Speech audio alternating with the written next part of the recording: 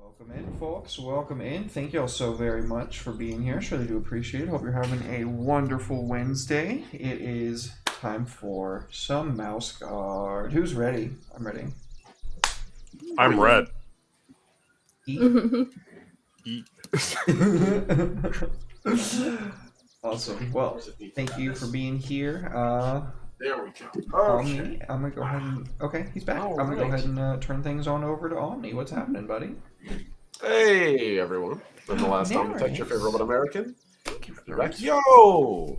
Thank Nice. you so much. Oh my goodness. Aw, it's good shit.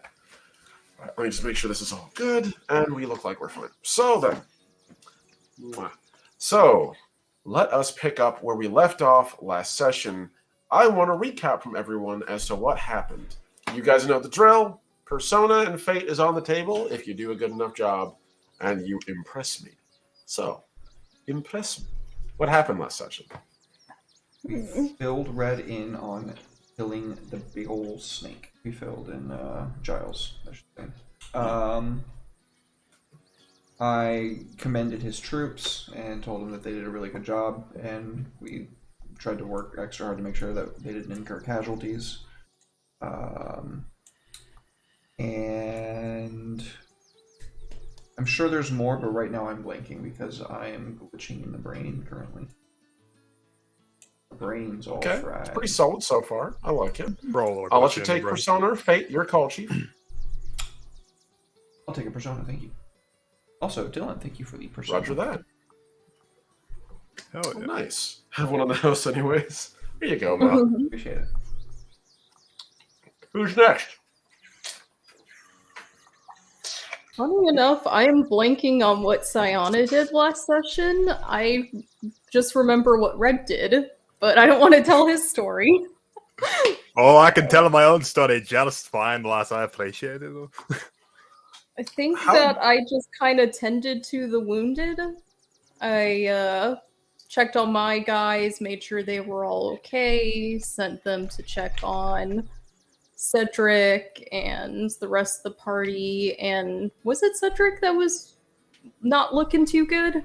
Yes, it was Cedric who Yeah. was looking a Oh, little I rough remember after the some other battle. things now. Okay, yeah. Yeah. Feel free to chime in at any Yeah, time. Like, okay. I'm assuming you're all doing this together, so you can want to do it at a time or all at once. If it helps, I don't mind. I think I assisted with helping because I know I did some roles, but now I can't remember for what. Well, that's fair. I do know that your character had a little bit more of a backseat than the last ones. It just shook out that way. I think your character. We had a lot happen with our Weasley friend. We had a lot happen with Red's character. So like, I know that's just sort of how it boiled out. But yeah, no, I do remember that your character was helping basically reorganize, find people, make sure everyone was safe. I remember you found Green Fang, as I recall. So That's right. I tried inviting him back to the camp permanently, and he wasn't too sure about it, but possibly might join our settlement once it's actually settled. I think that's fair. Okay, yeah, I'll give Fade and Persona. I'll say yeah, Fade or a Persona for that. That's fair. Appreciate it. Yeah, of course. I honestly, I appreciate you being as patient as you were last session. Like, for both Oh, of I you mean- two. Like, I know it was a fun beginning, but it was definitely a okay, guys. We have basically Red needs a half a session to himself to get back to you all. So, 'cause, Well, I was yeah. definitely paying attention because, like I said, I remember a lot about what Red did, but I'll let him go over it. Speak of the man of the hour, Red. Why don't you tell us what happened with Giles? Regale Buddy, us. bold of you to call me the man of the hour because I can't even focus for 2 or 3 minutes. You know how bad my attention span is? Anyway, so, Giles, I forget. Okay, no, Giles. Okay, so I started. I was like weaving my way. I was weaseling my way into Weasel Society, and I get the whole idea of like, okay, I'm gonna get these weasels to like raise themselves above the position and go to the position that they deserve to be in, and start at the top with this old captain lady who's had a lot of has a lot of mutual respect amongst other weasels. And it's like, okay, we'll go from there. And she's just like, yo, my husband died in a mine. It's pretty rough. His mask is down there. Bummer. And Giles is like, going to the mines. So Giles goes to the mines, and he's like digging. He's having his I guess it's like reverse Christ moment, because instead of like getting out of a hole, I'm digging myself into one. So I'm digging into this hole, right? And I dig a lot. Anyway, I eventually find this mask. I was like trying to think of like how else to elaborate on that. He I was gonna digs for say, some like, time. Some digging later. So he goes down, finds the mask, and he's just like, okay, lol. It said lol, ironically. He finds the mask, and he goes to the mouth of the cave, and hears that there's guards hanging around, and he's just like, okay, I'll just wait, because Giles doesn't have his weapon, so he's just like, fuck it. So he looks less like a you red had fur. snuck away, as I recall, correct? Snuck away from from the The guards. expedition to do all this, right? Oh no! Well, I told Arabelle what I was doing, and I gave Yeah. her my weapon. But other than that, yeah, I snuck away because I just wanted to like I said, weasel myself into Weasel Society. And I brought the mask back, and she's like, "All right, I'm gonna get shit started. I don't know how good it's gonna be." And he's just like, "Just do your best. It's fine, whatever." And she's like, "Okay, I'm gonna have your pup take you to the birds, where they keep the birds, the aviary, as it were." And I go there, and I start screaming and like utterly profound chants until the bird just gives up, and so do the guards, because they're just so terrified of me. And I was just like screaming this guy down, like that. What's the name of that fucker in Skyrim that's like in Whiterun, like nonstop preaching shit about Talos? Ulfnir. Huh? Ulfnir? Yeah, he just like nonstop screaming and preaching. I was like him, but I walked up to him and I fucking pulled a quickie on him, and I like took his weapon from him and started beating him with it, like full crackhead energy. And so after I scare him off, I hop on the bird's back. The little guy helps me cut him loose, and I fly him all the way to the battlefield where my companions are, and I'm threatening the whole way there and speaking in a language he doesn't understand, and he keeps calling me crazy mouse, or weird mouse. That's right, he kept calling me weird mouse.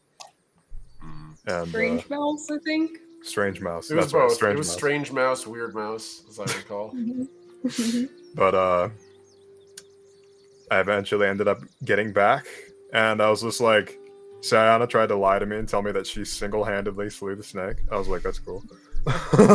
Lol. Almost told you I was one roll away. Lol, he said, Lama. And he starts I walking just off. wanted to see how Giles would react to the thought of tiny Sayana slaying a huge snake with a fire cell. Yeah, and he had like a Final Fantasy X Titus laugh about it. He's just like, ha ha! And he walks off back towards his people, gets his sword back, and he's reclaiming his position after starting a literal insurrection back home. And he's just like, well, I'm no longer in charge of that because I don't see what's going on. So all up to the old weasel lady. Okay, that's fair.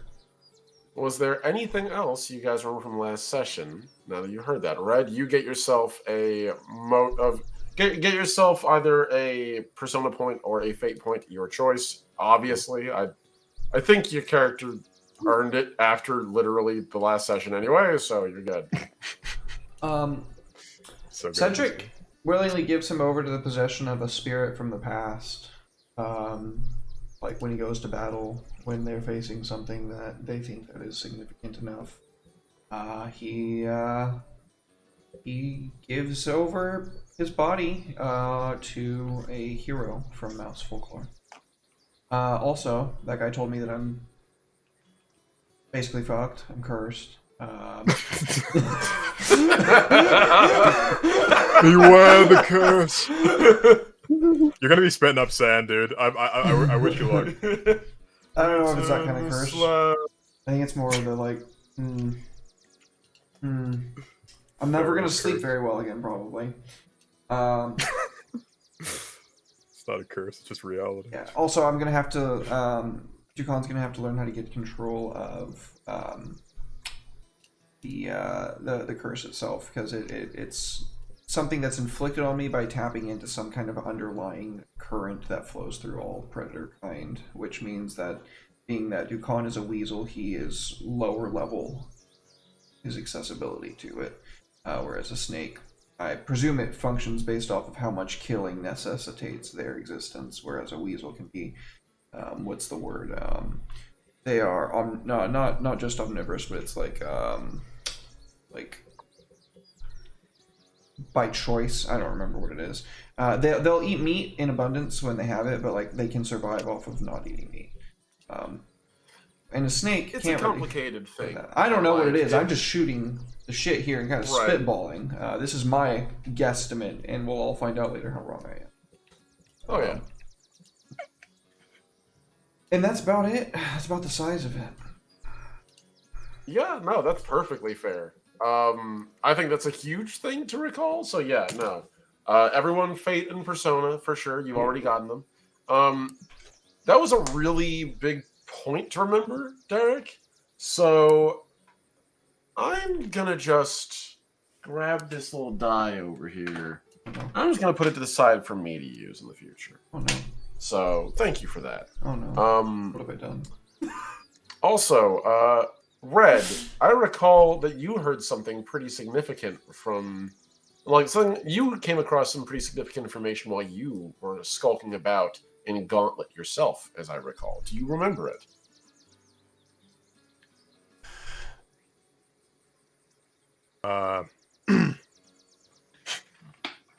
It's okay if you don't. I hate the way my I'm brain throwing works. you in. Because I was gonna be like, no, I don't remember. But I was first going to be, think. Like that. It was, Fucking Jimmy Neutron. it was something that one mouse said. The mouse that I have a feeling is going to be an adversary at some point. One of the Yes. guards. Yeah, he was Said just being like, something they're gonna about- go claim the kingdom, but they're not gonna be able to run it by themselves. So we're gonna come in and like basically just like beat them while they're down. Yeah. No, Thank he you. said they'll wait until we've cleared out everything, and then they'll come take over. Let us do the dirty work, and then try and claim our land. Britain be like, sorry, Ouch, colonial for era sure. Britain, not modern Britain. Britain's having too much infighting to do fucking anything right now. Oh man. I can't disagree. So yeah, no, I think that is a very important and a very pivotal detail. So yes, okay, good. I will take that die then, and I will move it to the other side of my table, so that I can remember that by that other one. Thank you, Red. I appreciate that. Natalie for jogging my memory. I thank both of you too. Actually, those we've covered effectively everything that was important. So yes, the fall of Serpent's Run has in fact recently occurred, and we are now in a somewhat more stable state. At least there. And I believe the session ended last time, just kind of like after everyone had just started to finally catch up, as I recall. So, okay. Good. So we're going to fast forward about a day, and I want everyone to tell me, what are you all doing today? What? It is a beautiful morning so far. I will start with that. So it's a beautiful, quiet morning in the Mouse territory, or at least I should say in this newly claimed Mouse territory. There's a thick fog that's slowly burning off around this part of the valley.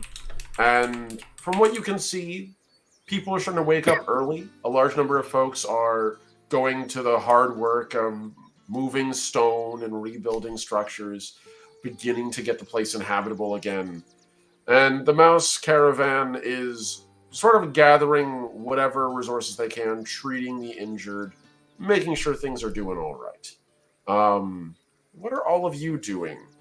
And who wants to wake up first? We can roll for it. I'm down with it. Who wants to roll health? Let's see it. I'm a healthy boy. I was about to pick up my d6s and roll. I'll roll in the chat for everybody's sake. Oh, let's see. Okay. So 3 successes. Cyanna. Okay. Telling. Okay. There you go. Looks like you're first to come. It's a beautiful morning. You can hear the sound of dragonflies softly fluttering over the grass. By softly fluttering, I mean like Helicopters. it's really more like the beating of birds' wings to you at this like size comparison. So, but where do you sleep? I think it makes sense for Dukan to wake up early because his goal for today is to make the vicar's skull into a monument. You probably also didn't sleep well. Also that. Actually, that's an interesting point. Do me a After you're favor. done. Oh no, don't worry. I was going to address this whether or not someone brought it up or not. But So in this 50,000 case, points looking to ruin someone's day, so please. oh boy, you chose a great day for it. My man's got his finger on the button. Be ready. I don't get to be evil very often. I enjoy it. Make me a will roll. Oh no, I don't have goodwill.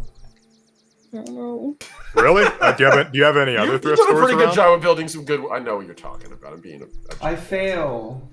Significantly. I was gonna say, do you have any You other have- like thrift stores? You have Fate or Persona, whichever one. You have 2 points of will. I am angry. Angry. Oh, that's right. You're angry. That's a critical fail too. Okay. All right then.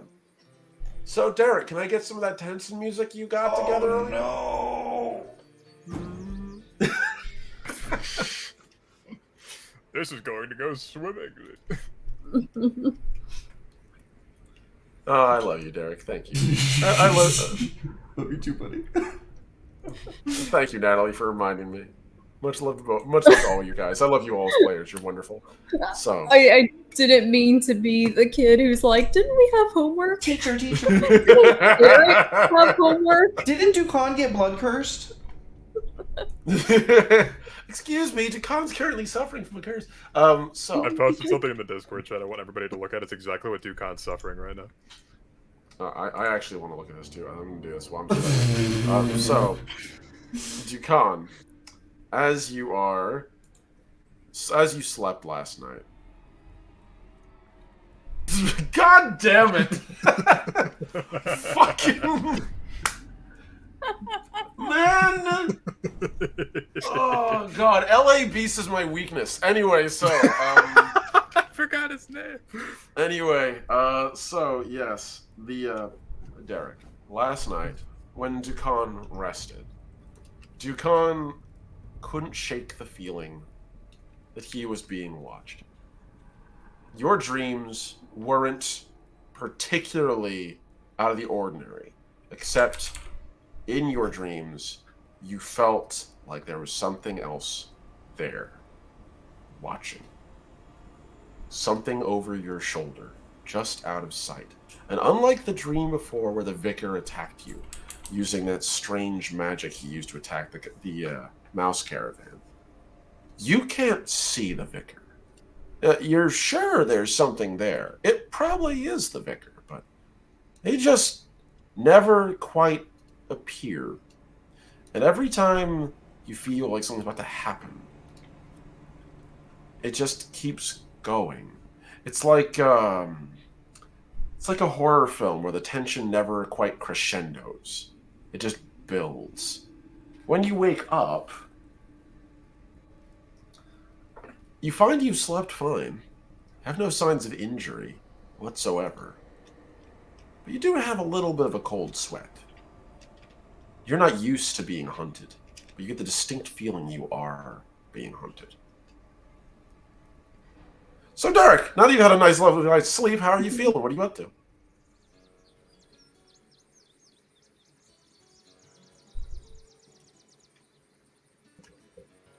Fuck that snake. Dukan is gonna make a monument out of his skull.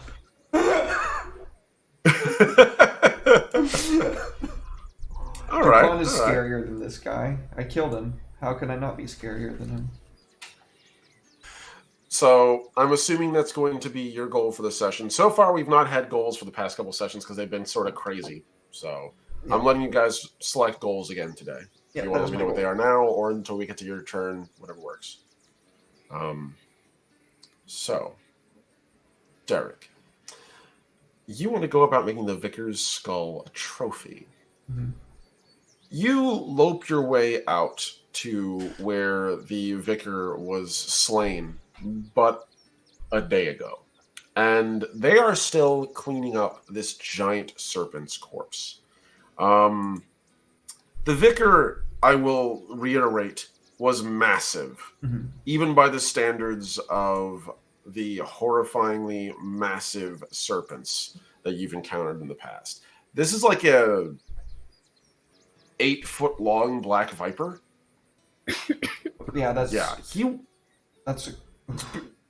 it's big enough to kill a grown man, like easily. a big fucking snake. Y'all ain't grown mans. Even you, mighty weasel warrior that you are. This was a mighty foe, and so I have. Hmm? I do remember leaving pretty explicit instructions on how I wanted them to process the carcass. what were those instructions again? Remind me. Cut off its head and well, I mean, I cut off its head, but other than that, like if they have people skilled enough to skin it, then do that, and then do whatever they want with the meat. But other than that, don't touch it if they. Because I'll do it. Okay. So far, they haven't been able to get to the head yet, because overnight, and you can see when you get out there, that a new shift of mice is trading out with the old shift of mice, and the old shift of mice are coated in grass and blood. It is caked on thick, and it is drying. And they are, all of them were wearing long, heavy leather, like jerkins or like heavy leather aprons, and they are just soaked. And you can see why behind where the Vicar is. Like coming up from the front of the Vicar, things don't look too much different. Just a giant head on the ground, like jaw open. But behind it, as you circle around, you can see they've cut its body into segments with a massive group band saw that they've been pulling back and forth. And it took a team of like 6 mice to move this thing. They worked all night, and they still only sawed through like half the body. So, and off to the side, like lumber, are just like segments of snake stacked in a triangle pyramid style. Almost like someone was making sushi out of it. And so, from what you can tell, they've all been working, and what they have managed to cut, they have soaked in salt to preserve it as best they could. And the rest, they've just kind of left all in one piece, because better that it be that way than get carved up and left to rot. So by the time you get to the serpent's head, it's still relatively untouched. Is it safe to eat that type of snake meat? I don't personally know. Yeah, of course it I is. feel like okay. So I the know big it's venomous. It's not poisonous. exactly the You big just thing have to would be- remove the gland from the head. You don't eat the head either, so Yeah, that's Should be- basically should the be trick. fine. Unless you prepare it incorrectly, in which case you can kill somebody. Yes, basically. In this instance, it's very likely that we're going to do, and you would know this, Sienna. This is just like incidental knowledge for your character. Even though you're not here, you would know it. Whenever the Mouse Guard come across huge amounts of meat like this, they will usually what they will do is they will carve it into pieces, and they will usually dry it and jerk it, and then save it as jerky, and then preserve it over a longer time, or salt the meat, because the amount of meat on this corpse is so vast, it would be enough to feed the entire expedition for like a couple of days if they chose to eat it. Which honestly, even then, that's a big question whether they might eat it or not. We'll take it There all on is the a weasel little boat. bit of like, yeah, like the weasels would, but like for the mice try their best not to eat other sapient creatures where they can. How do Hedgems feel about it? Hedgems are 50-50. We'll offer it The to you. Regims are the ones who are marching with you all. The Regims have a unique subculture. They're very much like practical survivors. So if they kill something, they will eat it. But you know that that's not inherent to their culture. Their native culture, actually pretty chill. They usually don't engage in violence. Their development of black powder was largely as a defensive tool. Hmm. The Regims are surprisingly militant, hence their willingness to go with you all and provide what is basically a mercenary force. So the Regims might eat it. The weasels definitely will. The mice will probably eat it over time if they need supplies, but it'll be kind of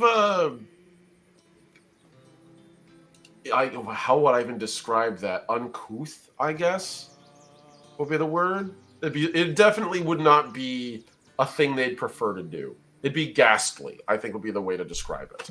Grizzly. Not quite cannibalism, but in that ballpark. I feel like it'd be kind of like eating horse meat or something like that, where it's like you do it in a desperate situation, but you're not really going to go out of your way to kill a horse and eat it. Exactly. In America, at least. Yeah, no, exactly. Like, imagine if the horse spoke. Like, that's what we're talking about here. This isn't just like It's some like giant eating a dragon or dolphin. something that didn't talk to you. This thing literally think a like spoke dolphin's at a great better poetic comparison. length before. No, it died. Natalie, it's all a false comparison. It's like eating a sapient creature from another planet that came here and talked to you. Like, Yeah. that's what it's like. Except it's not from another planet, it's from the same planet that you're from. True. That's fair. Yeah, it's War of the Worlds, but we ate the. Yeah, that makes tripod. sense. You know, that tracks. That checks out. It's, yeah. If you ate it, but it's from here, but it's not from here. It's actually from where you are. It's actually pretty much the same thing. It's like... I get where you were coming from. I get where you were coming from. It's definitely a strange thing for sure. Yeah. Eating a sapient thing that understands, like lobsters. Oh God, don't get me started on Lobsters are lobsters. sapient. I have too many seafood They memories. barely have a functioning So Lobsters are sapient. I'm not kidding. I know. So are octopi. Well, octopus. So, Yeah. Anyway, yes. I have very specific designs for the hide left over from the snake. Okay. Snack. There's a lot of it. Even all night working on the bandsaw. Like I said, they have only gotten 4 feet through this snake. There's still remaining 4 feet of viper skin untouched by the saw. And even the parts where they sawed, you can see they did a pretty good job. They scored it with knives before they cut it with the saw, so it didn't damage the hide. So the chunks that have been cut, literally like logs. The skin hasn't been frayed too badly by the blade. The mouse guard are, if anything, practical. Moogard. Well, Andrew, thank you for the hydrate, and Andrew also says a complication arises. Oh no. Lobsters are suddenly sapient. Maybe I hold off on announcing what my plan was. No. Go ahead. Tell me what your plan is. I play my complications pretty close to the chest, so it's coming. What? Keep going. By all means. I What wanted plan? to have the hide made into a kind of bulk leather so that it can be turned into armor for my closest like martial members, you know what I mean? Like Cole, probably any other weasels or mice that come into the fold. You are starting to gather a bit of a banner of people who follow you now at this point, Jukan. You have killed multiple monsters and beasts. You were on the beachhead and fought herons. You literally helped land the killing blow on a giant serpent. Yeah, you kind of got a reputation now as a bit of a badass.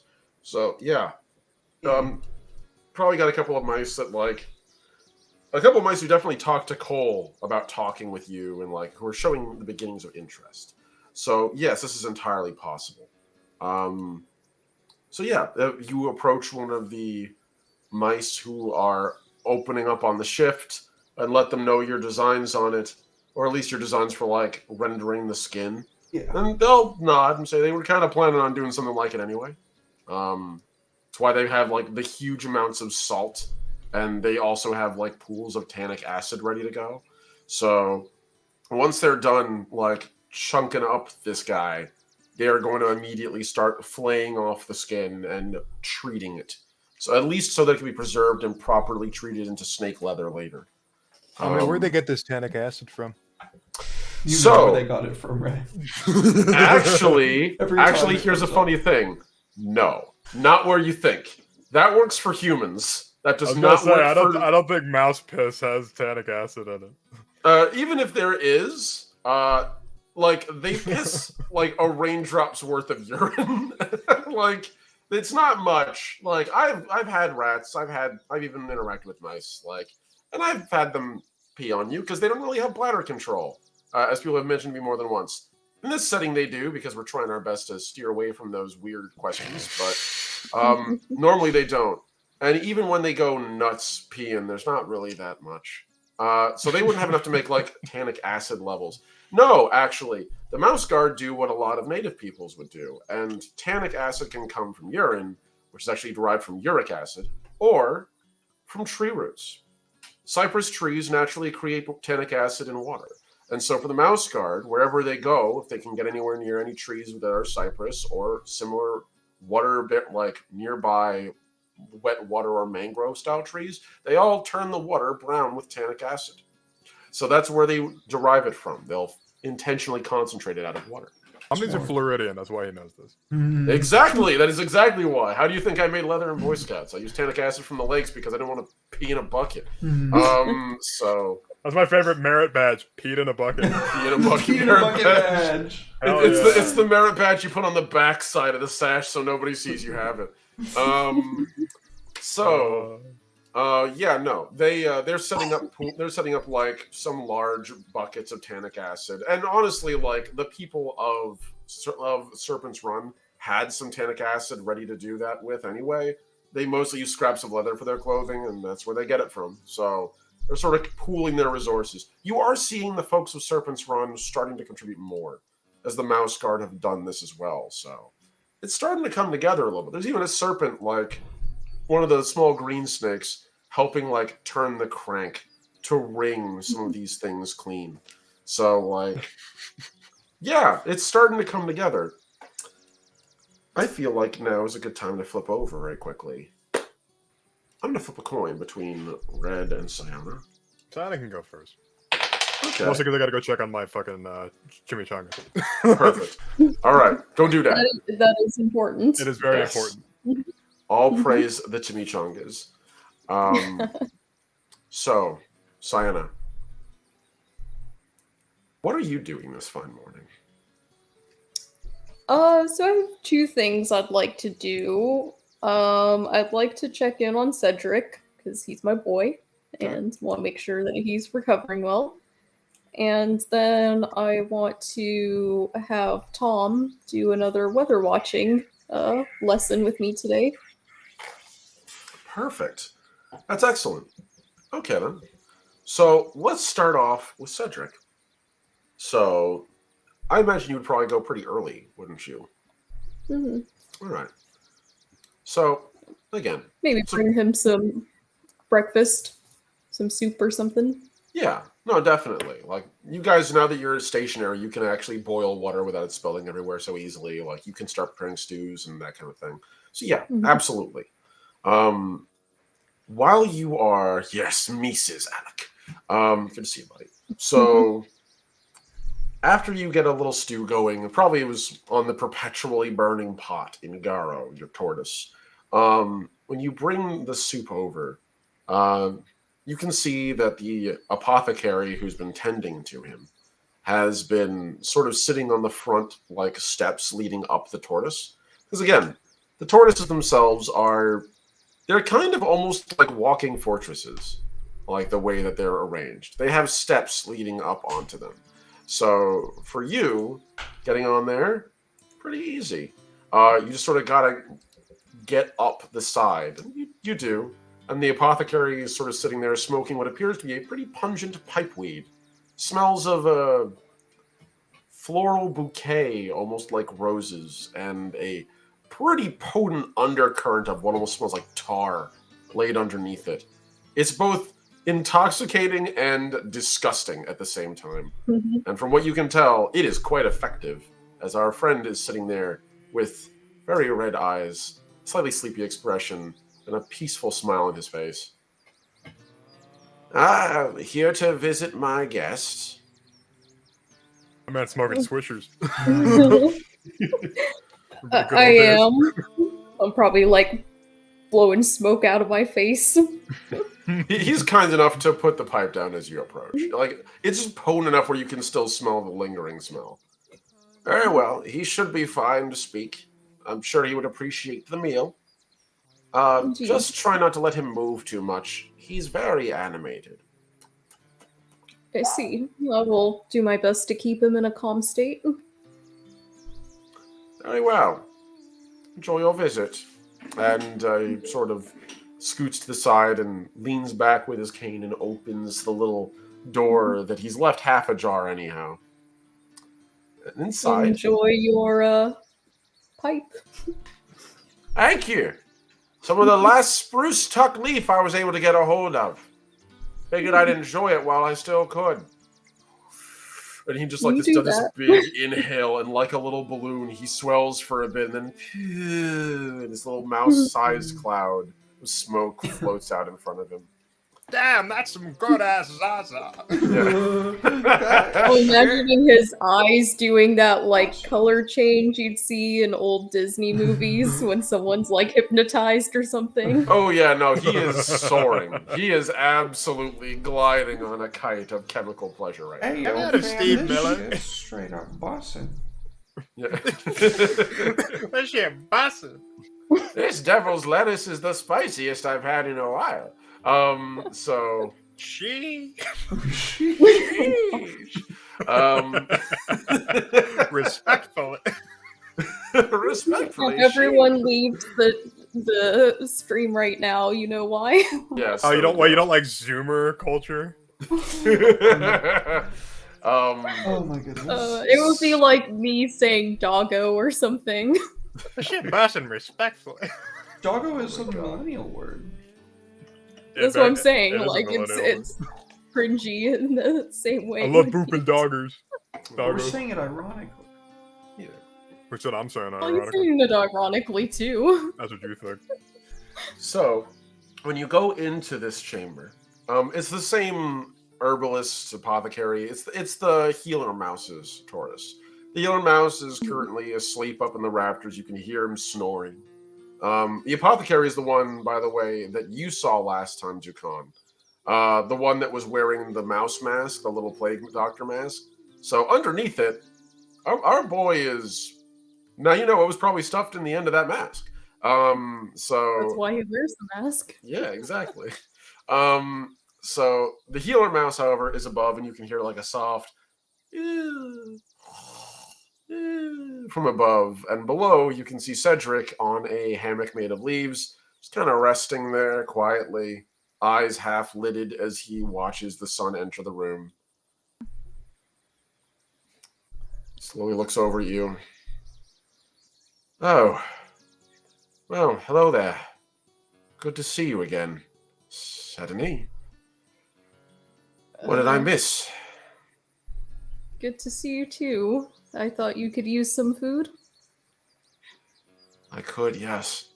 Ah, and he sits up, and you can hear like bones cracking as he's sitting upright.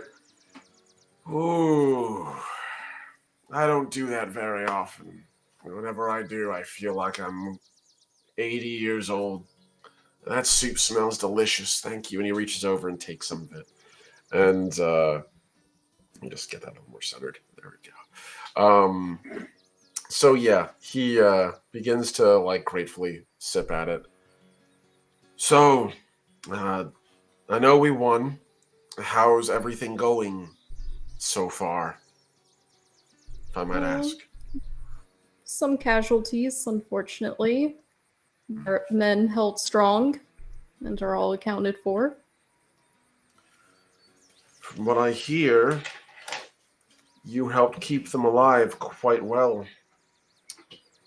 Our tortoise had fewer casualties and injuries than most.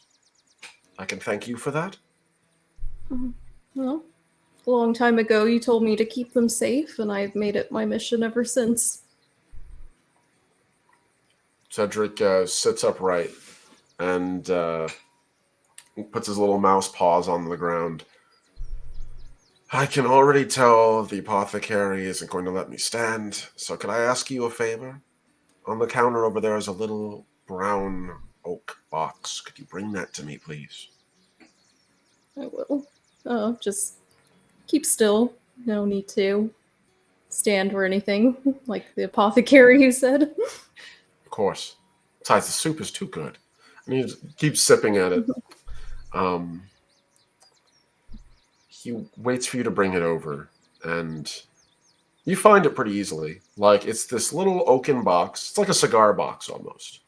And on the top of it is the sigil of the Mouse Guard. And it's just this very stylized set of 3 triangles, 2 smaller than the others, and a pair of crossed swords stylized below. It looks pretty official, actually. When you bring it over to him, he takes it in his hands and pops it open and looks at it and smiles. So, I have a tad bit of a confession to make, Sienna. Click. You didn't end up in my regiment by mistake.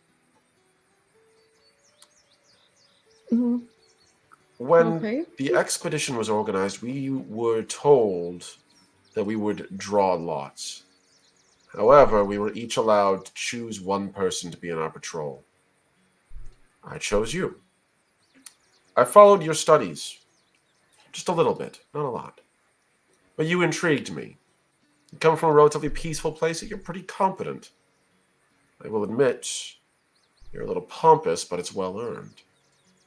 And command requires a bit of charisma as well as ego. And most importantly, you keep mice alive. That's a good trait.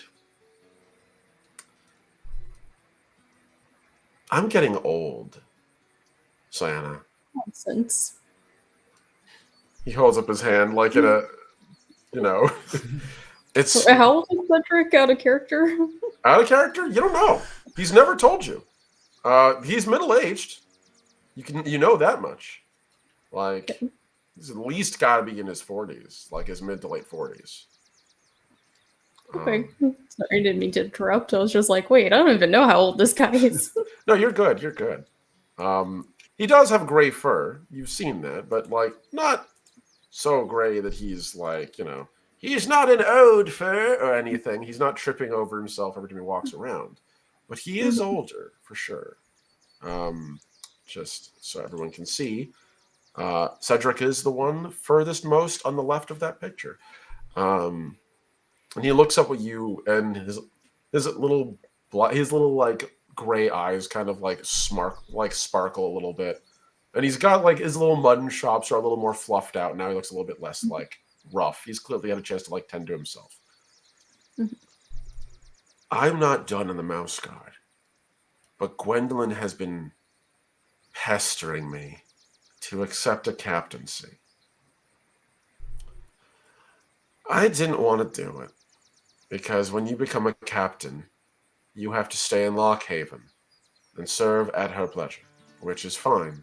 It's an honor, but I like the wild too much. Thank you, nurse.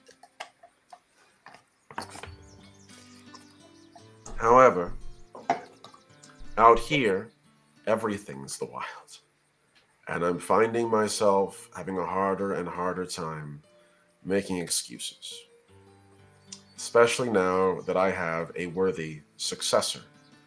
And he reaches into the little box and he pulls out a little pin. It's a cloak pin in gold, and the pin is actually not just like a metal nail, it's a little sword. And he holds it over to you. If you'll take it, I will gladly promote you to patrol leader.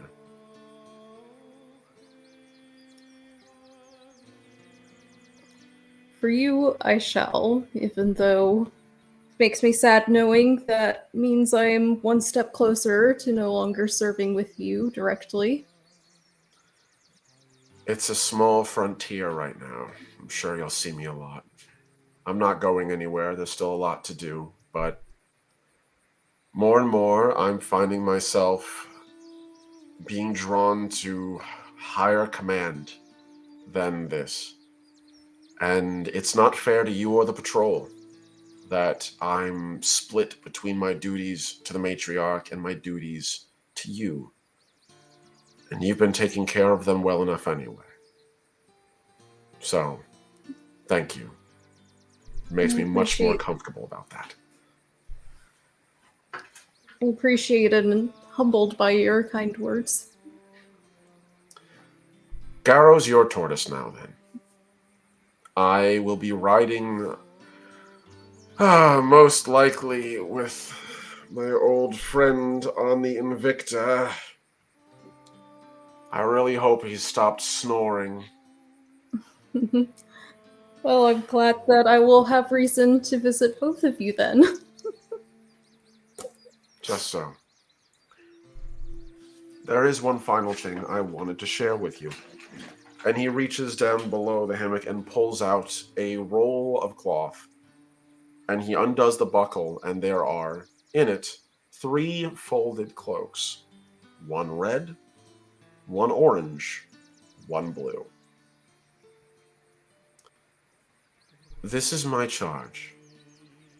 These cloaks go back to the dawn of the Mouse Guard, when they left this land to come to ours. I already wear them when needed. If something were to happen to me, they will become your charge. In time, you may learn how to use them. I merely ask, if I were to perish, that you make sure they are safe. I will guard them as I have guarded our men. And they really are safe. He takes it, folds it 3 ways, and cinches it up with a belt and tightens it. Puts it back under the hammock. And don't worry about Gwendolyn. She already knows. She approved. He holds out his hand. It's a pleasure, Patrol Leader. It has been a pleasure indeed. I just have one question. You called me Suddenly twice now. I'm just curious if there's a meaning behind that. He sort of chuckles and leans back. So, when you left for the frontier and the matriarch left the Mouse Guard, you might recall that the leader appointed matriarch of the Mouse territories in the absence of Gwendolyn was known as Sedney. Sedney was in my patrol at one point.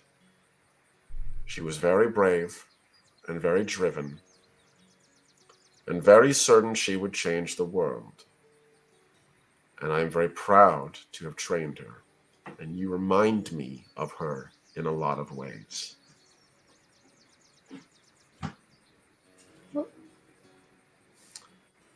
So blame my old mouse brain for it. I think the cloaks might be wearing away my mind. He sort of chuckles and has a long, deep soup. Like, it's one big slurp. But it's a good thing. I hope you take it as that, at least. Absolutely. It's not very familiar with her, but I take it as a compliment. I wouldn't be surprised if one day I was bending the knee to you, Sayana. You'd never have to bend the knee to me. We'll see. That's a privilege that's earned, not requested. This is good soup. And he just sort of leans back and has like one nice long slurp. Just sort of puts it on his little fuzz on his chest and just absorbs the warmth a little bit. Let me take a look at this. Sayana. Says the ball on his chest. He's not the only one enjoying a bowl. What? So, could you do me a favor and roll me a scout roll? Let's see, I think I have a 2 in that. You do indeed. I do. Yes. Perfect. double win. Derek, could you do me a favor? Mm-hmm. Tension music. Oh no. Oh no, the Pharaoh's curse. No, that was supposed to be for Derek. It was for him, not me. I didn't kill the snake. I only joked about doing it. Joking is just as much of a crime. Mm-hmm. So, as you're sitting there, outside, you can hear a little bit of a commotion. Shouting. Not like as desperate, but definitely surprised between members of the Mouse Guard. Cedric sort of, his ears sort of perk up a little bit. He turns to look out the door. Well, You patrol stay leader. here. Yeah, go I'll on. handle this. He nods. It's in good hands. Keep me appraised, best you can. Of course. Alright. Here I go. Fixing things. So, as you jog out of the tortoise, we're gonna quickly switch over to Red. Red, what have you been doing? Sleeping. What have you been doing? Perfect. Catching up on my sleep. Giles is very knackered, as it were. He's been working nonstop, and this is pretty much the first time he's had a chance to like lay down for a reasonable period of time to get some actual rest. So, sleeping, schnoring, Perfect. as it were. Make me a scout roll. Okay. Probably You gonna don't have use it? nature. The nature will work, yes. I'm a natural boy. All right. 46 coming right up. 3 successes. Perfect. Red, Giles sits bolt upright after he hears a commotion beginning in the camp. Again, shouting back and forth between mice, orders being given, and the sound of mice beginning to arm and move. By the time you wake up, there's no one else in your tortoise. It's just you. And my sword. Don't forget. And your sword. Your sword is back in your possession. You are no longer a naked mouse. Excellent. I'm gonna grab it. I'm gonna hold it to my head. And I'm gonna say a blessing to Saint Kenna. Okay. Alright. Make me... Like to roll a divine intervention. I will say make me a will roll, actually. Okay, that's also 4. I keep urging to grab my dice. Let's see. I feel that mood, buddy. I feel that mood. Net 0, so let's see. I'll roll It's on not a one. Okay. It's not a critical failure. It's not a success yet, so... We're just gonna... You know what? No, I don't feel like it. Okay, no, that's fair. So you do it and you feel it's mostly out of rote. There's no, like... You don't feel the surge of righteousness. You just sort of feel the slumber of morning slowly shifting off of you. It's not that you're not devoted today, my friend. It's that you're still tired, and it's like you feel like you are before before coffee. It's like there's nothing that can truly lift your spirits until you get some food and you get some drink and you get moving. And some days are harder than others. Today is just a day where you've been, like you said, knackered. And the shouting gets louder, and it sounds like it's moving towards the entrance of the of Serpent's Run, where you all are, which would be again right there on the map. What do you do?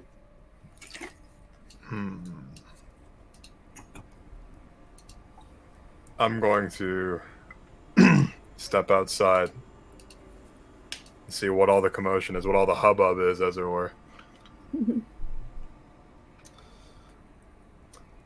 As you step outside, I'm going to quickly pop over to Derek. Derek, make me a scout roll.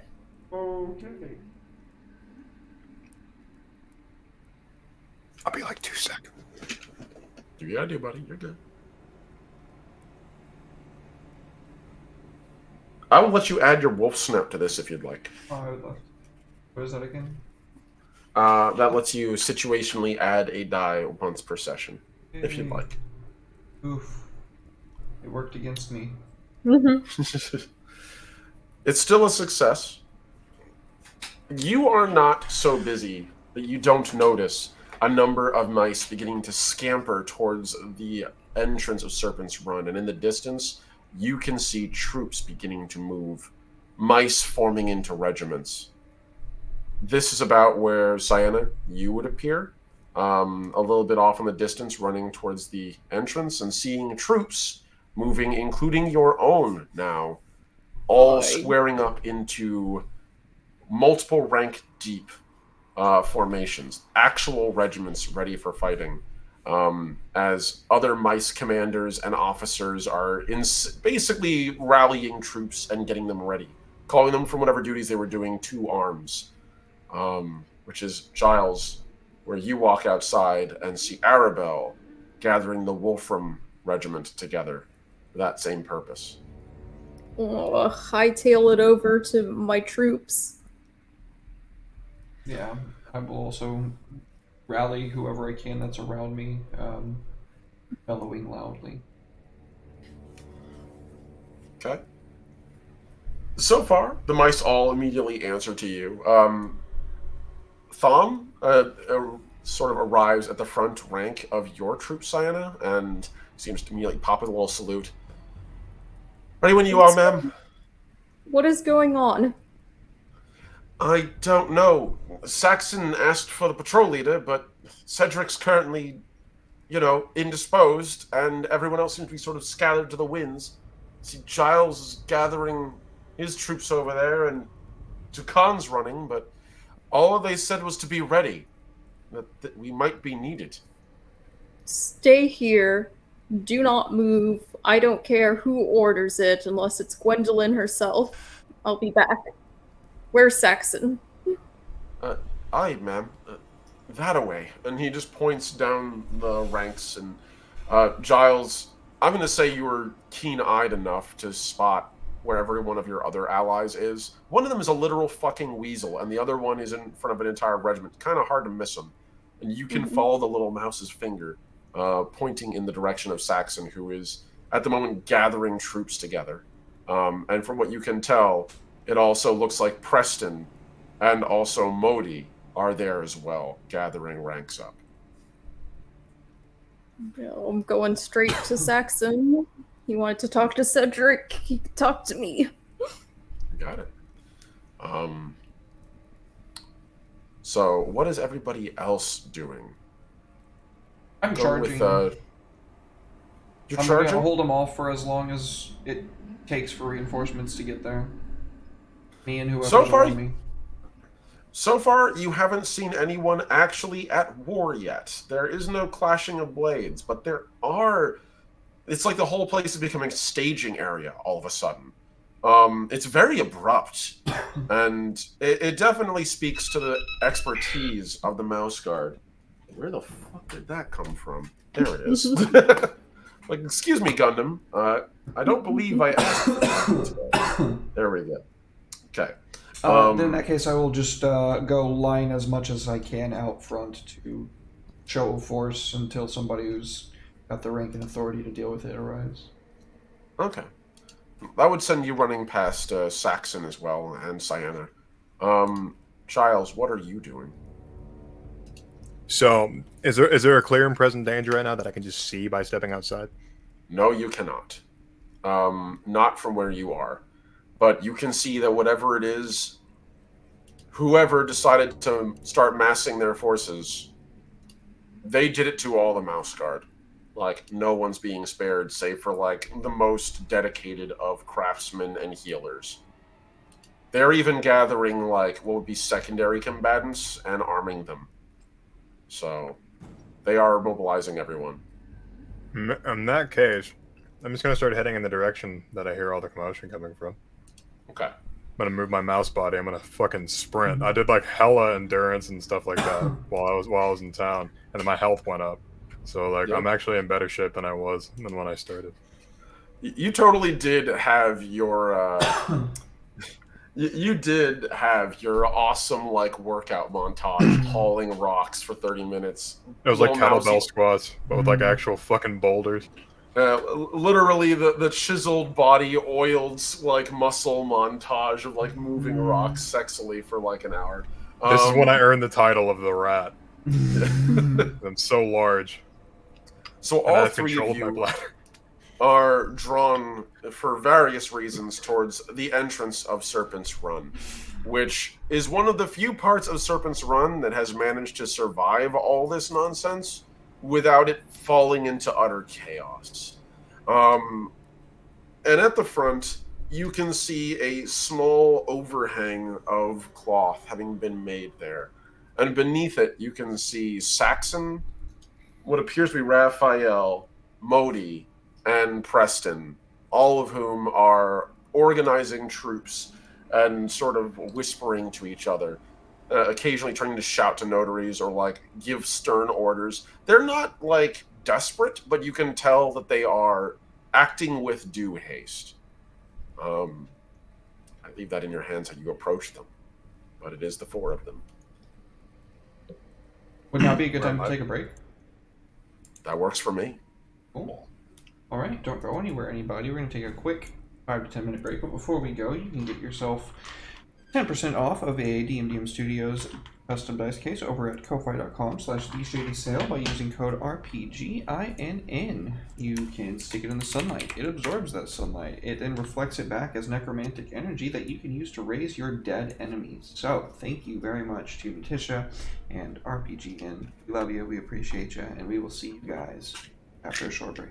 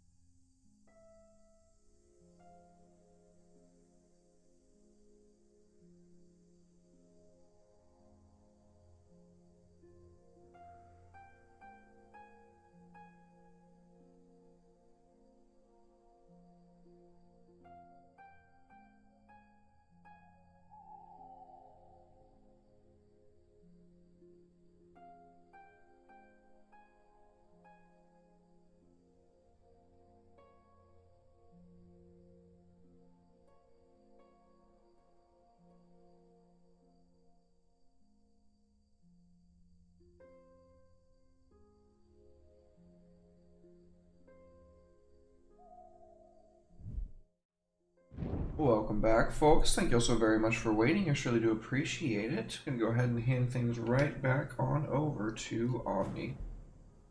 Okay. Thank you so very much, my friend. Alrighty. So, Just we're being nice back. before you kill us. Derek, is there a way for us to get tension music that isn't quite so night-themed there? Because I heard a little bit of the cooing owls, that kind of thing. Okay, thank you, buddy. I know it's, Sirenscape. It is what it is. They mix it all together. You all managed to get to the front roughly about the same time together, and your patrol is all gathered once again. How do you all approach this? Saxon, Preston, they are all busy. Right now, you can't see Gwendolyn, but the rest of them are all gathered together at the moment. When you say busy, they're like talking amongst themselves, or They are huddled over a map, which is on what is like a stump, like a small stump for them, spread out across it. And they are all currently coordinating. You can see that the map is like a really rough map of Serpent's Run, and they are moving little mouse shapes all across it. And Red, you would 100% recognize that. I would say, Dukan, you might recognize. I think you all have enough military experience to recognize that now. Those are banners. They are moving units around in that. Oh my. And it looks like they are somehow like planning for an attack or some kind of incursion. So when I say busy, not approachable, but they are absolutely like heads right now onto the table. I'm going to approach. Approach, I will. I'm All right. Yep. not gonna just barge in and cut them off, but I'm gonna approach see if anyone looks up and go from there. Good idea, Omni. I'm gonna barge in and cut them off. Okay. You can do that. You totally could. You know? All right. So, are you actually going to barge in and cut them off? Mhm. Yeah, because he's offended he wasn't invited, Very well. and all of his All right. forces were summoned, but not he. Very well. So, Dukan and Sienna, you see Giles of Wolfram stride past you towards this oaken table, and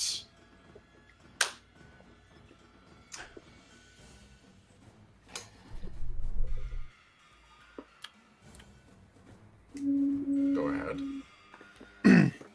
I take my big ass mouse, dare I say, rat hands, and I'm gonna like full like Phoenix Wright, just like slam on the table. Are you gonna fill me in? You can see that Saxon and like I'm willing to say that for sure. Like probably Preston gets a little jump out of that. Like puts his hand on his heart. He was focused at the moment on his scrolls when you did that. Just like, oh blimey, that's oh my god. It's bad enough that I had to wake up for this. And Saxon turns to look at you and just gives you this dead-eyed stare like, oh yes. Well, welcome back, Master of Wolfram. It's a pleasure to have you among the living. I imagine after your trip you would need some rest, so good to have you back. I never rest in the face of a fight. Tell that to your men when they attacked Serpent's Run without your leadership. Anyhow, if you'd like to be filled in, and you feel like you've gotten your sleep, you're more than welcome to. The rest of you all can come forward as well. I see you. Especially you. And he points to you, Dukan. Like, you kind of stick out like a sore thumb. No, I know. No, he points to you like you're not fucking hiding. You're a weasel. Like, you are an order of magnitude bigger than him.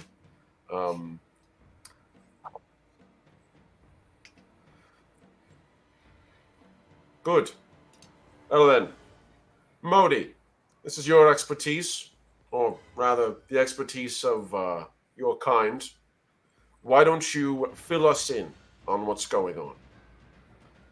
And Modi the Red, one of the biggest weasels you've ever seen. Not the biggest. That now very comfortably belongs to the massive weasel, the Shattered, who is under our friend Midnight's control. But Modi stands forward and plants her spear in the ground, sort of leans down. All right, where do we even begin? As I was resting, one of my brothers decided to return me a note, a little ultimatum of what was to come. He told me that we have people approaching from Gauntlet, a small armored column, not massive, but armed for war with wagons. They approach at great speed, and they should be here within the next hour or two. Giles is nodding like he knew about all this already. You can't tell if he's just being a smartass, like he's just like, oh, I figured this would have happened, or if he actually just knows something he hasn't shared yet. So, we're getting ready in case they decide to make trouble. Midnight was kind enough to put us up while we were there. That doesn't mean he's going to be so accommodating now that we are no longer in his city with our weapons and tortoises. So we're planning for the worst. There.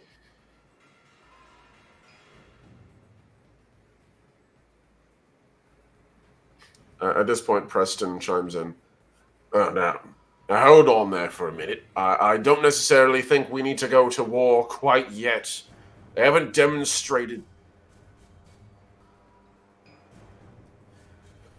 He leans forward and gives you a "Do I look like I'm mincing words right now?" kind of thing. The Like, both here need to listen to me. You need to listen right clear. Because a lot of you have this misconception that I was doing nothing back in Gauntlet. Oh, no. I overheard a lot of things, and I did a lot of things that deserved to be overheard. So if you'd stop bickering and mincing each other, might I?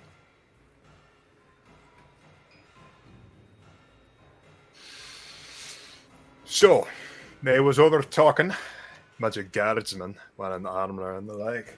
They were over talking, coming in after we're done, and hitting us while we're down. So what we should do is we should not be preparing to face them head on, but head further in towards the territory of the owl that lives here, and ambush them.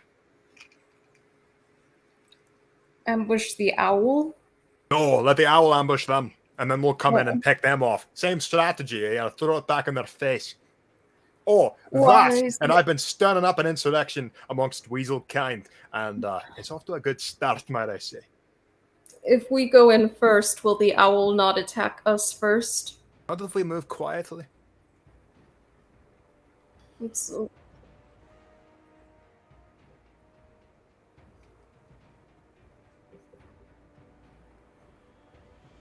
Oh, okay. Oh, ass. um, We have a lot of people with us, a lot of equipment. I don't think that's feasible. Fine, then I have another strategy. I don't ever come with just one track in my mind. A better idea. Some of us will hold them off, while the rest of us continue on. Why are we going to pin ourselves between death from our mouse brethrens or death from the owl? You're not going to die to this owl, because once we finish off this owl, because we will, there'll be another owl and he'll come and help. Oh, so we get to fight 2 owls and all of the mice. No. I may seem a bit aloof, but I got a lot going on up here. I'm a bit canny for my age and how many blows I've taken to the head. Take out this owl, we got another one on our side. Even if it's just for a little bit of time, this owl dislikes Gauntlet just as much as we. Do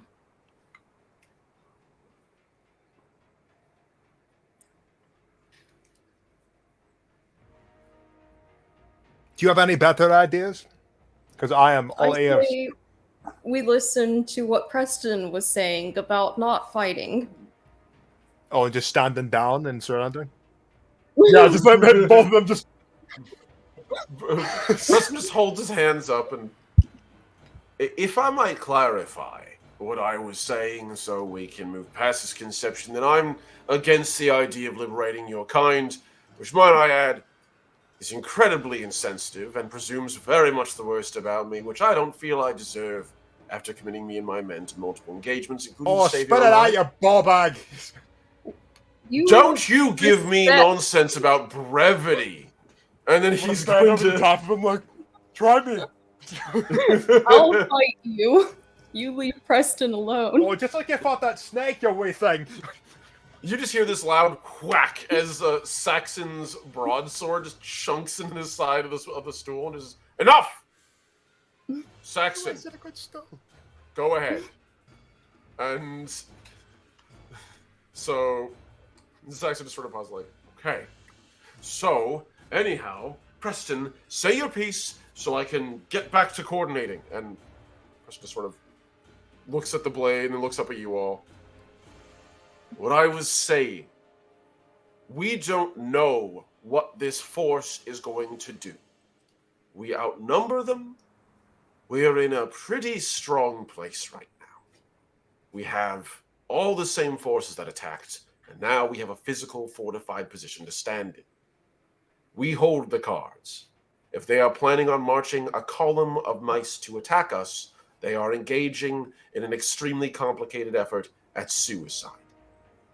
So, let's at least see what they'll do, parlay with them, And then, if it's war, it's war. I agree, though, with our friend here, as he turns towards you, Giles. It's like gently pats your shoulder a little bit. I agree with him about eventually moving on. This is not a stronghold we can all operate out of. We do need to move on. To which Saxon nods. As was the plan, eventually. We were all going to head on out here. The plan was for 2 tortoises to stay behind and fortify it. Serpent's Run would become an outpost. We need a place to connect us and the sea anyhow. So, this one will do. Let me reiterate once more. They are not coming here to have us stand down. They are very clearly coming here to cut us down and what remains, or enslave us like the weasels. We have living proof that it happened. They're going to do this. So it's either we stand and fight or we fall back. Those are our choices here. And one of them is a cowardly one, might I say. But it might save us for another day. If we outnumber them, We won't. why would they? There's tens of thousands of them. We outnumber Preston- them at this. Yes, Preston pipes in. Actually, we do outnumber this column. What Go are we waiting ahead. for? He'd pick up his sword and start heading outside.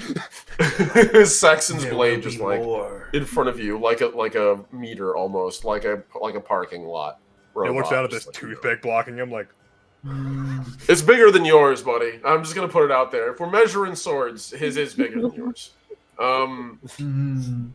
But you were saying, Tucon. There will be more. Bait, switch, classic. They You're get not us to wrong. come Our troops out front. Then they come in from the side. All.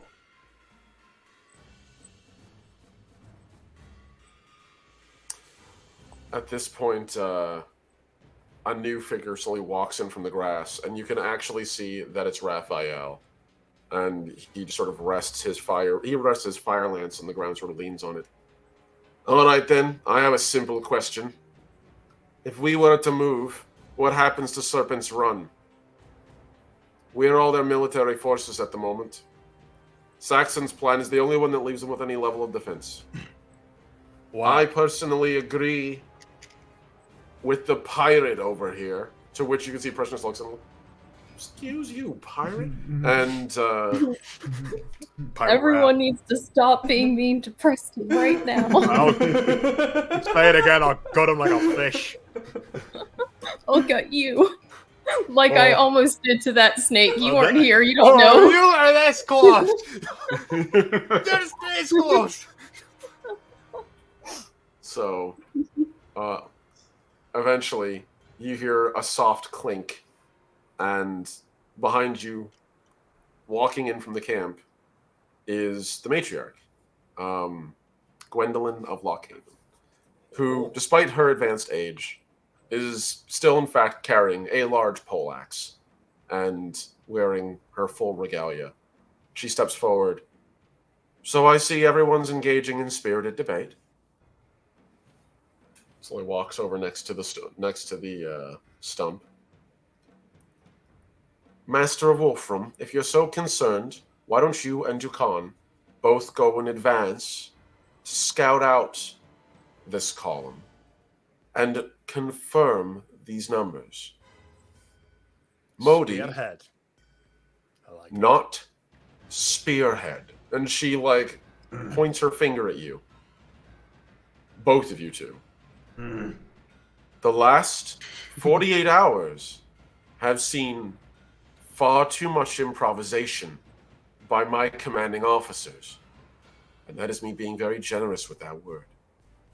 So when I say I give you standing command to investigate this force, that is what you are authorized to do. Not engage. Am I clear? Yes. Good. Giles.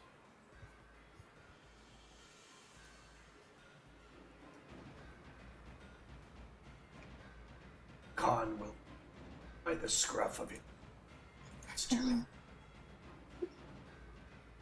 Excellent. Of course, if they attack you, you are authorized to attack back. I don't want you to not feel like you have to suffer the stings and arrows of a foe. Oh, how But- kind of you. But if you are the aggressor and I find out about it, then it's treason. We are in a delicate place, in a new land, and we have yet to fortify or consolidate our power. And right now, Gauntlet is unfortunately a foe we cannot take on head on, even with, from what I heard, your interesting heroics in Gauntlet and the beginnings of what might be a potential ally in an insurgency, which you don't have any immediate actionable intel on how strong they are or where they'll mobilize or how many there are or how soon they'll be ready, which tells me it is not yet an asset we can rely on. Am I wrong? These things Master take Wolf. time. You think I can rouse an army of 10,000 in a night? And I wouldn't ask you to. I merely ask you to wait till the crop grows enough to reap it. They may not have the time, because it looks like harvest is coming. Well, I will say this. So far, the only person of the three of you that seems to have immediately flocked to reason is our new patrol leader in Sienna. Congratulations, by the way. Thank Hey, you. you're patrolling? I look over. He's like, what the fuck? So Did maybe she tell you she should slayed that a little serpent because she respect. didn't? Khan does not this word. But job. Do your little thumbs up. Don't know That's a what very that gesture means. That's some very strong Hulk with tacos vibes right there. So she nods. Yes, because Sienna acquitted herself well during the engagement, and her regiment suffered nearly no casualties or injuries. Her leadership kept her men safe and helped us establish a beachhead. And Cedric has appointed her his successor. So, Oh, right. So all of those things, except for the successor bit, are also things that I've done exceptionally well. But I'll let it slide. she raises a hand. Master Wolfram, you have your people. I'm giving her a chance to lead, which is why you'll be under her command for this operation. I love it. He's just like laughing maniacally. I'm going to find my people. He says he picked up his sword again and he started walking outside. Did I dismiss you? I dismissed myself. Jesus, I didn't plan for that one. Oh, no, you didn't. Just like you didn't kill that bloody serpent. No, Neither did you, Master Wolfram. That was the Dukan and his assault force, which couldn't have gotten there without her backup. Are you afraid to be ordered around by a woman, or have you forgotten that I myself am one? I don't take orders from anyone. Let me make that clear. I don't care what you are. I give my own orders. I think you forget that I'm also a tactician. You are. I've had to fight. I've had to move my people around actual wolves. You forget that. I'm not an You're s- idiot. I'm not going to be ordered around by some young fella.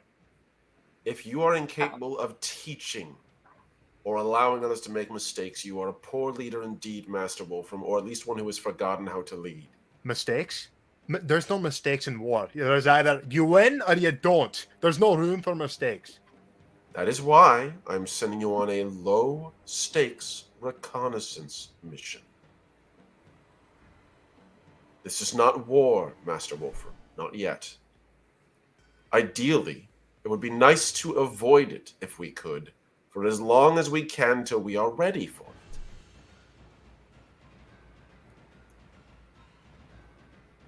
We have 2 hours till they reach the camp. gather your troops and go. Small group, no more than 10 each, lightly armed and armored.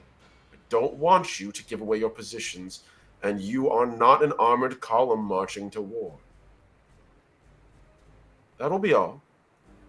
Then she turns towards the rest of the group, who all kind of give her this look like, Jesus, woman. And she just kind of waves a hand at them, and they all get back to planning. Up, you start getting your entrenching tools out. He'd say with a smile as he walked outside. Ego bruised. So, Khan will not meet, and there are not 10 weeks. If this is low stakes, Dukan will some of it. Modi nods. Very well. Go ahead. And she gives you a bow. Clearly, she's given, like, you earned a lot of her respect. You did literally just kill like a god snake a couple of hours ago. So, yeah. Okay. So I'm going to give you guys about like it probably is about 15 minutes to gather whoever you need to get ready to go. So if you have anyone particular you want to bring in your little retinues, let me know who they are, and I will jot them down over here on the side. I want to bring Cole. I'm bringing. Oh, sorry. You go ahead. I was just gonna say I'm gonna bring Cole. I'm gonna bring Squeeb and Grimple, and I'm gonna bring a bunch of initiates. What is that, like 5 more initiates? That was about, yeah. At this point, you got about 5. Okay. So you are bringing Cole, Squeeb, Gremble, and 5 more initiates. I love those names. Thank you, Red. All right. Okay, so that is Dukan's strike force. Let's go next to Natalie. Who you bringing? I'm definitely bringing Tom. And then I thought I might see if my old adversary, whose name I'm temporarily blanking on, would like to join. Tofram. Yes, that guy. It's been a while since he's been in the mix. I'll extend an olive branch and see if he'd like to join our reconnaissance mission. Okay. And then I'll just bring a handful of some other mice from my troop. Not all of the best ones. You know, worst case scenario, we don't need to lose a lot of good mice. But bring some of the well-performing ones and then a couple of the middle to lower performing ones. Okay. So you're bringing Thumb, you're bringing Tofram. Mm-hmm. We'll say like 4 or 5 from my troop. Okay, and then 4 to 5 mice. Well, Okay. I guess just do 4 because I've got 2 others, so that's 6 total. Okay, that's fair. So that's 6. That's a total of 6 mice. And finally, Giles. Who are you bringing? So, start with Arabelle, obviously. Okay. Is Jeffrey in any state? Let me roll a healing roll for our friend here. It's been a hot minute. So What was I calling him last session? I was calling him something really funny, but I don't remember it now.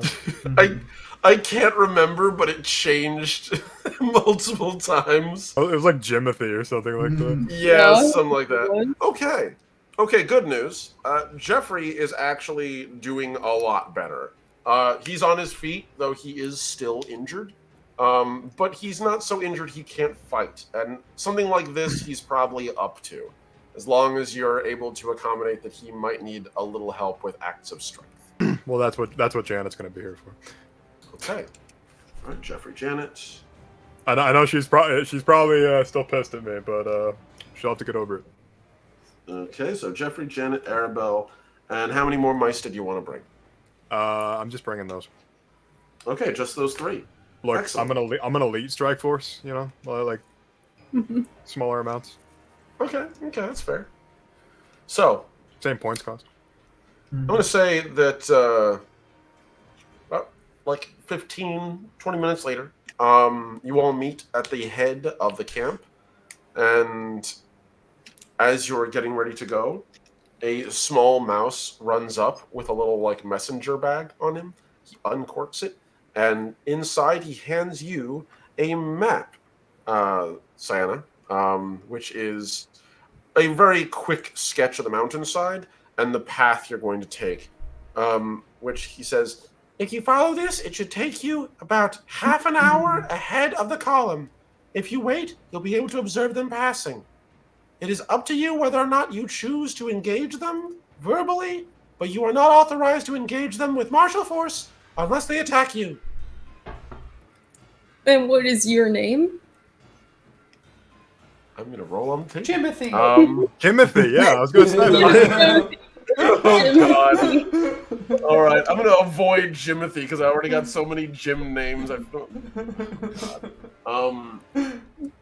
guess that would be. Squambus.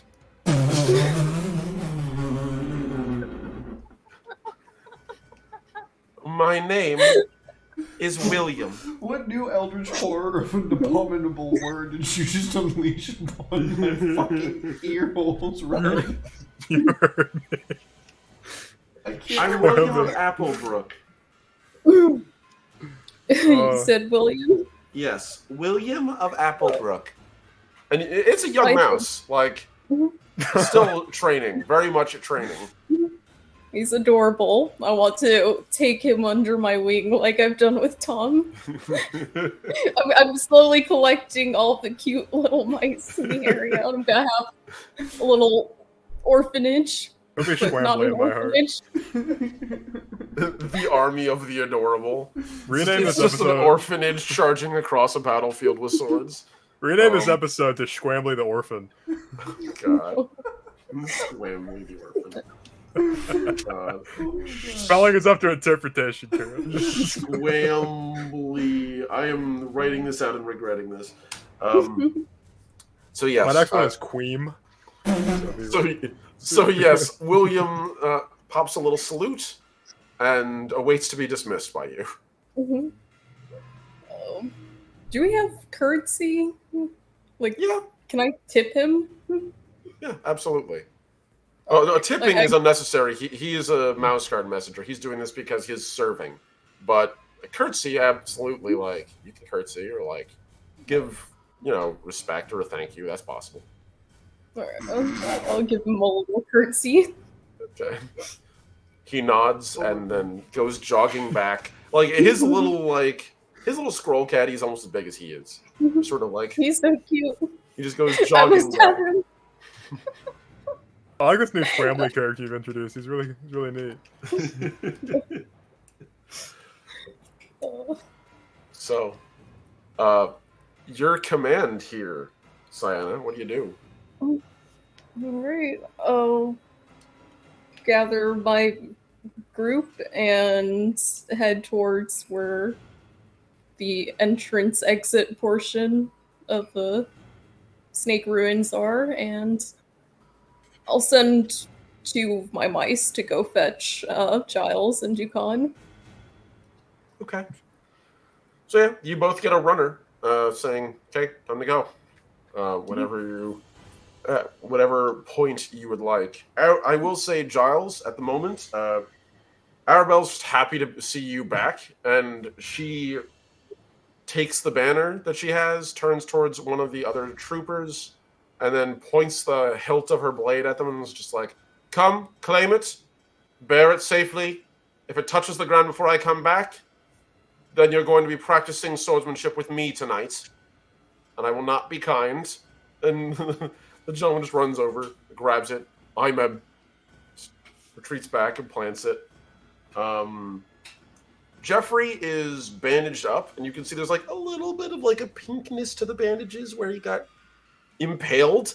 But other than that, he seems like he's okay. He just nods at you, Giles, as you've been gathering him, and Janet turns and gives you a very stiff but respectful nod at your return. They are yours to command. And Dukan, your force is rather fun to gather together, as Cole was barely able to be convinced to stay behind the first time, and now he just was practically there the second you walked out of that powwow. Squeeb and Gremble, on the other hand, were sneaking chunks of snake meat out of one of the snake logs without permission. Yes. So when you found them, they were pretty easy to scurry off, and the other 5 mice gathered pretty quickly. They are the remnants of the Beach Strike Force. And they've been kind of keeping an eye on where your forces go in the first place, so they just sort of naturally fall in with you.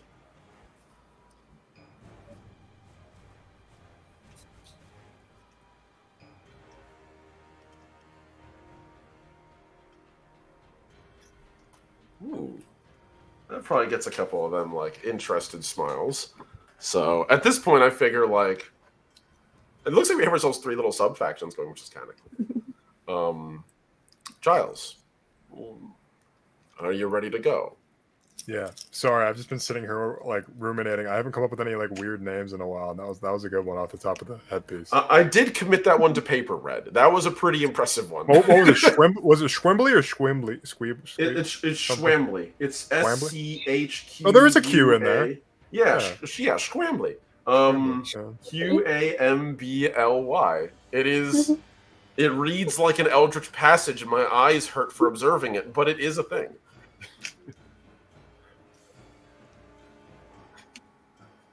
I couldn't either. I mean, you heard me like struggling to remember what it was. It's obvious. What were those called? Info hazards. Yeah, oh yeah, cognito hazards. Yeah. Beware the Schwambly of the interwebs. Just knowing it causes madness. He crawls across your monitor and kicks off all your icons until your computer's gone. It to me just sounds like it'd be a character in like Squidbillies or something for some reason. Schwambly, get your shit together. Yeah. Don't touch the trim. Alrighty. So, Squid. you all have 45 minutes to get to where you need to go. I am going to make this this will be a skill challenge. So you will have 5 attempts. Within those 5 attempts, you will need to reach a target number, which I'm writing here, of successes. I will not tell you what that is, unless you are getting close, in which case I will tell you if you are getting close. You can have up to 5 attempts. However, if you do not succeed to reach this goal by the time you have finished those 5 attempts, you will fail the challenge, and I will dictate what happens. So, who wants to contribute first to this little act? Okay, I'm down with that. Don't mess up. All right. So, describe to us what how you are leading them forward.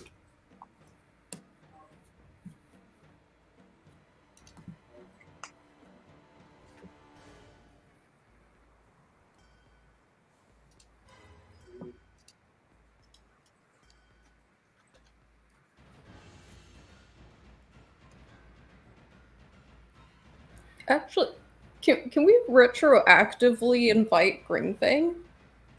Yes, actually, you can. Green Fang is 100% available. Might So be yeah, good to have a slithery, sneaky ally with us. I think that's fair.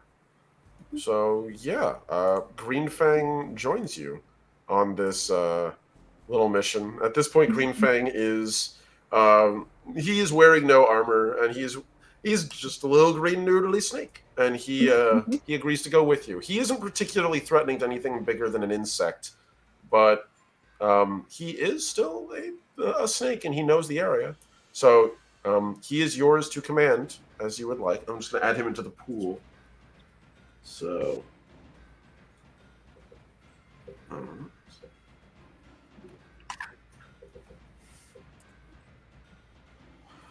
No negative modifiers.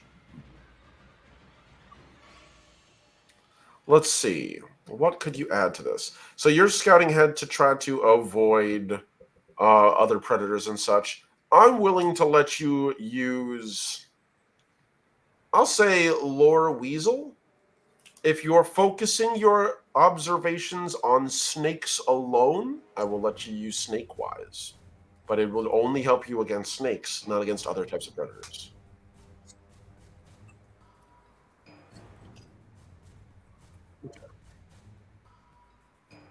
Yeah.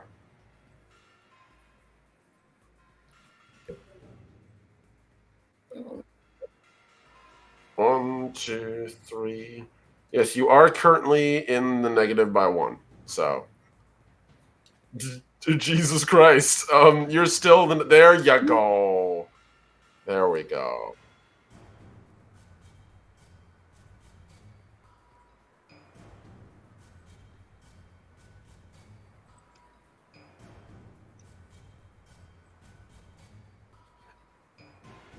That is correct, I believe. Yes.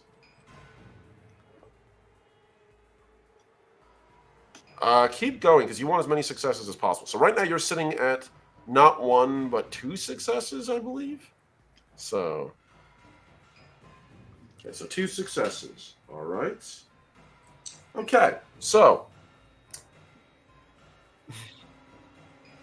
nice. Hunter 9. That's good shit. So yes, you scout ahead and Squeeb and Gremble and the 5 mice in your entourage and Cole all kind of scatter with you. Sort of make like this flying delta as you're going through the brush quietly in advance. Yeah.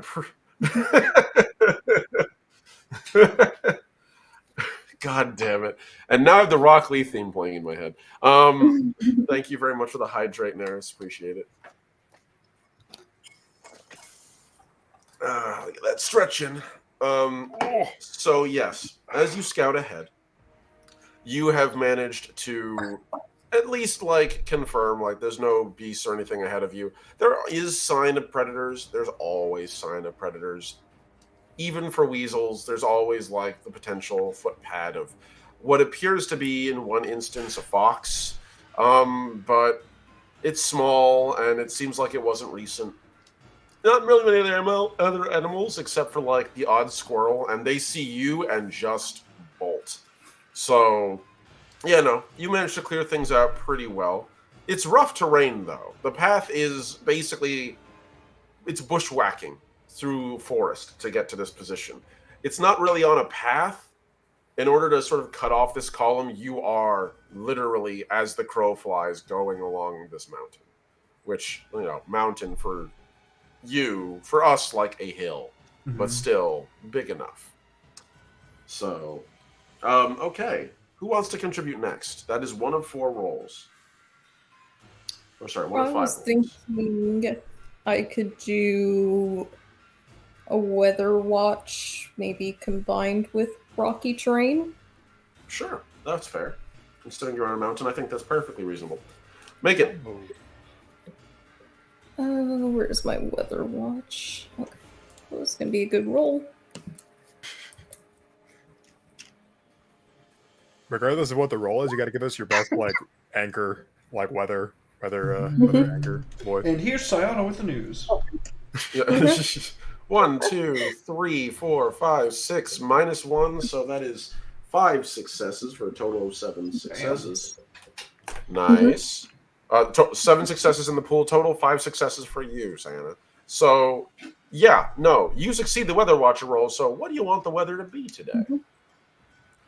This just in, rolling clouds take over the sky. It's an overcast day. I don't watch the weather. I don't know what they say. And we're gonna be going into I'm Eve. trying to think back to when I was a kid and my parents would watch the news, like how they talk. I I always thought they talk the same exact way. And we're going to be looking at cooling off into the evening with some rain, and we're going to be seeing light showers up to 7 o'clock. In the morning, it'll warm back up again. Yes, that's how the sun fucking works. Did you know? High 79, low 20. The biggest fucking ranges of all time. Just like, what the fuck? A potential high of 102 degrees, a potential low of -5. If you're anywhere from either the North or South Pole. Back to you, John. Okay, that's fair. So you want overcast? Yes, overcast. So maybe just a little bit more concealment. It's not a bright sunny day, but you know, it's not raining. It's not bad weather. Okay. Maybe just a light chill in the air. All right, that's perfectly fair.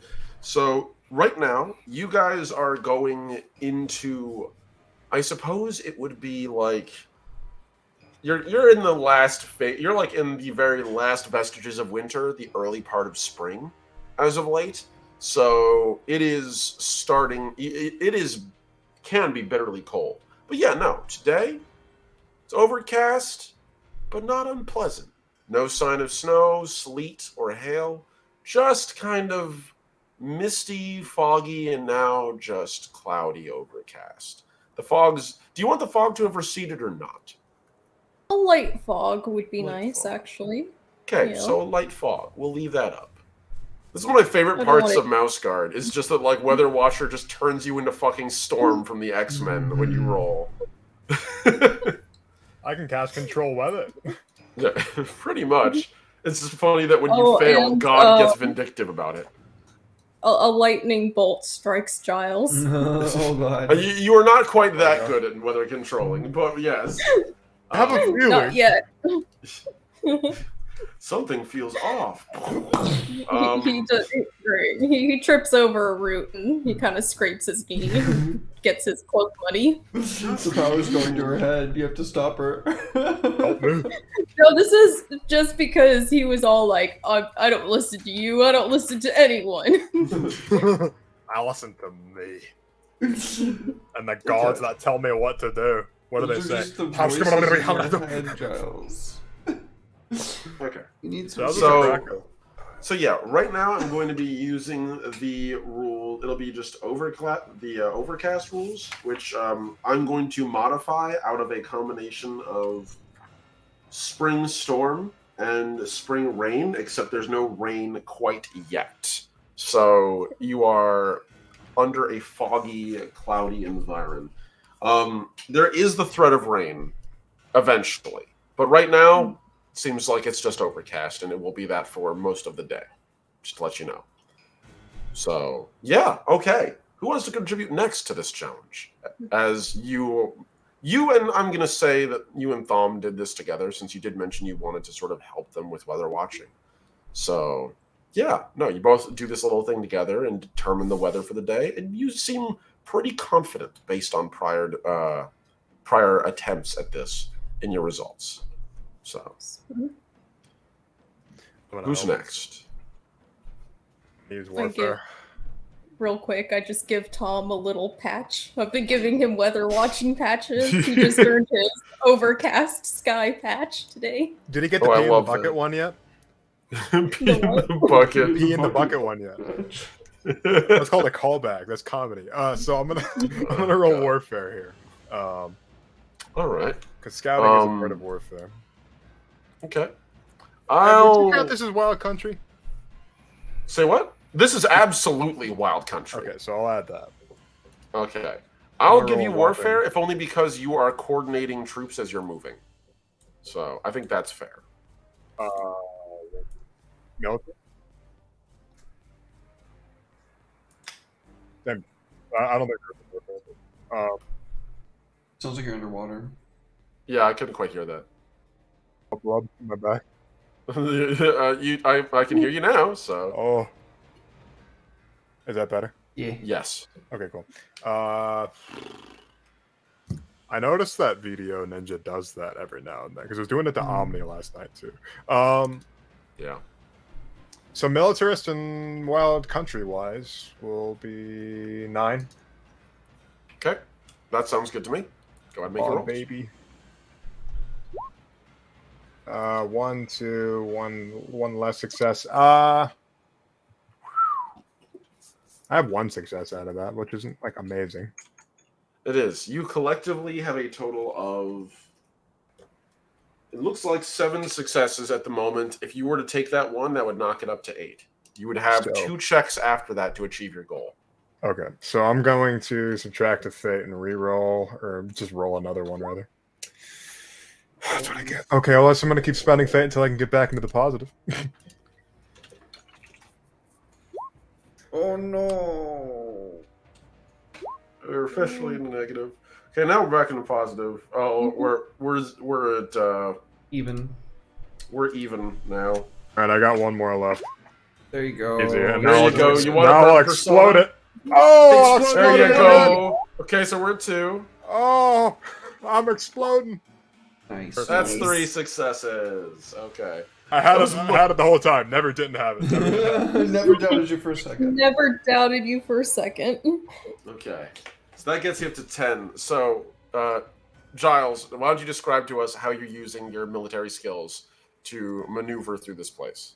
So Giles is if we're talking military and stuff like that, marching through unfamiliar terrain is something that he's very much specialized in, and he's really good at keeping rhythm, also keeping a quiet rhythm. So because he can't have a drum, he can't like let everybody know where they are. So Right. Giles is like moving. He's kind of like animated the way he's like moving forward. He's like he's obviously leading the spearhead, and he's moving in such a way that everybody can like easily mimic him. So we're all moving at the same pace, like perfect unison, just like moving. It's kind of creepy. It's like watching a millipede move. I like that. Okay, yeah, no. So as you're pushing forward in this delta, like eventually you end up taking the lead after Sayana does the weather coordinating. While Sayana's still in command, you sort of like end up coordinating forces a little more. Your experience of moving personnel just naturally has you slightly through. I'll allow it. Oh yeah, you'll permit it. Yeah, Yeah, but if I As don't, you're- I'll strike you with lightning. as you're advancing, you do almost have the column collapse as there is a small rock slide that appears seemingly out of nowhere, and almost carries away a couple of mice from Dukan's force. Thankfully, Red, you're able to move fast enough to avoid that. And sort of coordinate them out of the way and sort of like go, hey, that's about to collapse. And a couple of them mice like, fuck, and get out of the way before that whole side of the mountain sort of collapses in. Had it the whole time. Totally. Honestly, it would have been a lot easier, but like the unevenness of the ground is pretty ruthless. You kind of expected this. It's not a well-worn path or anything, so you don't know how sturdy the terrain is, how stable the terrain is. But after that, you're like, okay, gonna move a little more slowly to make sure nobody fucking dies. You have 2 actions left. I will let you know you are past the halfway point, but you are not quite there yet. Who wants to contribute next? I might let you guys take the lead on this because I don't really have a lot in scout or hunter or anything like that. All rules. Okay. That makes All right. sense. I'm I'm I have a willing to. 4 in survivalist, but It's not bad. Survivalist is actually pretty good for this kind of environment as well. And you have rocky terrain wise as well. That would bring you up to 8. it's fair. What do you have, Red? In like survival Yeah. and scout, nothing. I'm not very skilled in either of those things. Okay.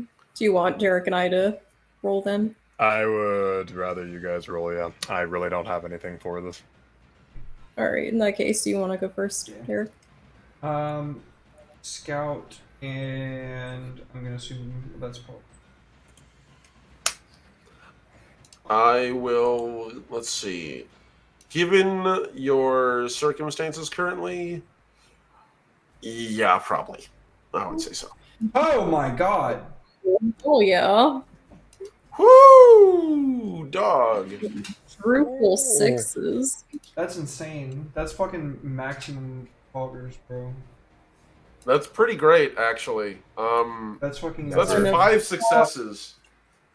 I didn't think Roll20 would ever be that nice. Right? I've never seen it be that nice. Well, that's not true. There was that one time we did that. We had the beach episode of fucking I'm a Medic Mori, and just literally everything went right for a heist. That was the only other time I've ever seen it be that nice. But that was magic. I don't understand. That was great. So, after the minor collapse and the mice sort of all like getting coordinated, you guys get basically to the top of the mountain. And when you're there, it's all downhill from here. So really, you'd think that'd be easy, But downhill on a mountain overgrown completely with vines and and no paths involved, it's actually pretty fucking dangerous. So I'm going to assume you sort of go to the front and kind of scout safe paths down the mountain, and you get really lucky. Turns out that wasn't the only rock slide, the one that nearly took out a couple of troops. That wasn't the only one that occurred on this mountain. There's actually a very nice, almost like a gentle sloping path going straight down one side of the mountain. And you can see it leads to a nice culvert where the bottom of the rock has kind of just collapsed onto that part of the mountain, onto a copse of trees. And from there, it's a pretty good perch to see the road below. You all have managed to succeed on the challenge. You can push for further advantage if you like. Go, Natalie. Might as go. well. Mm-hmm. Have faith. Don't look at me. Mhm. It could be worse. I might explode that 6. Okay. Nice. There you go. Hey, love to see. Nice. Mhm. 2 successes. All right, cool. That pushes you into overkill territory for success. So the number was 15. You all made it up to 17. You all succeeded on the challenge.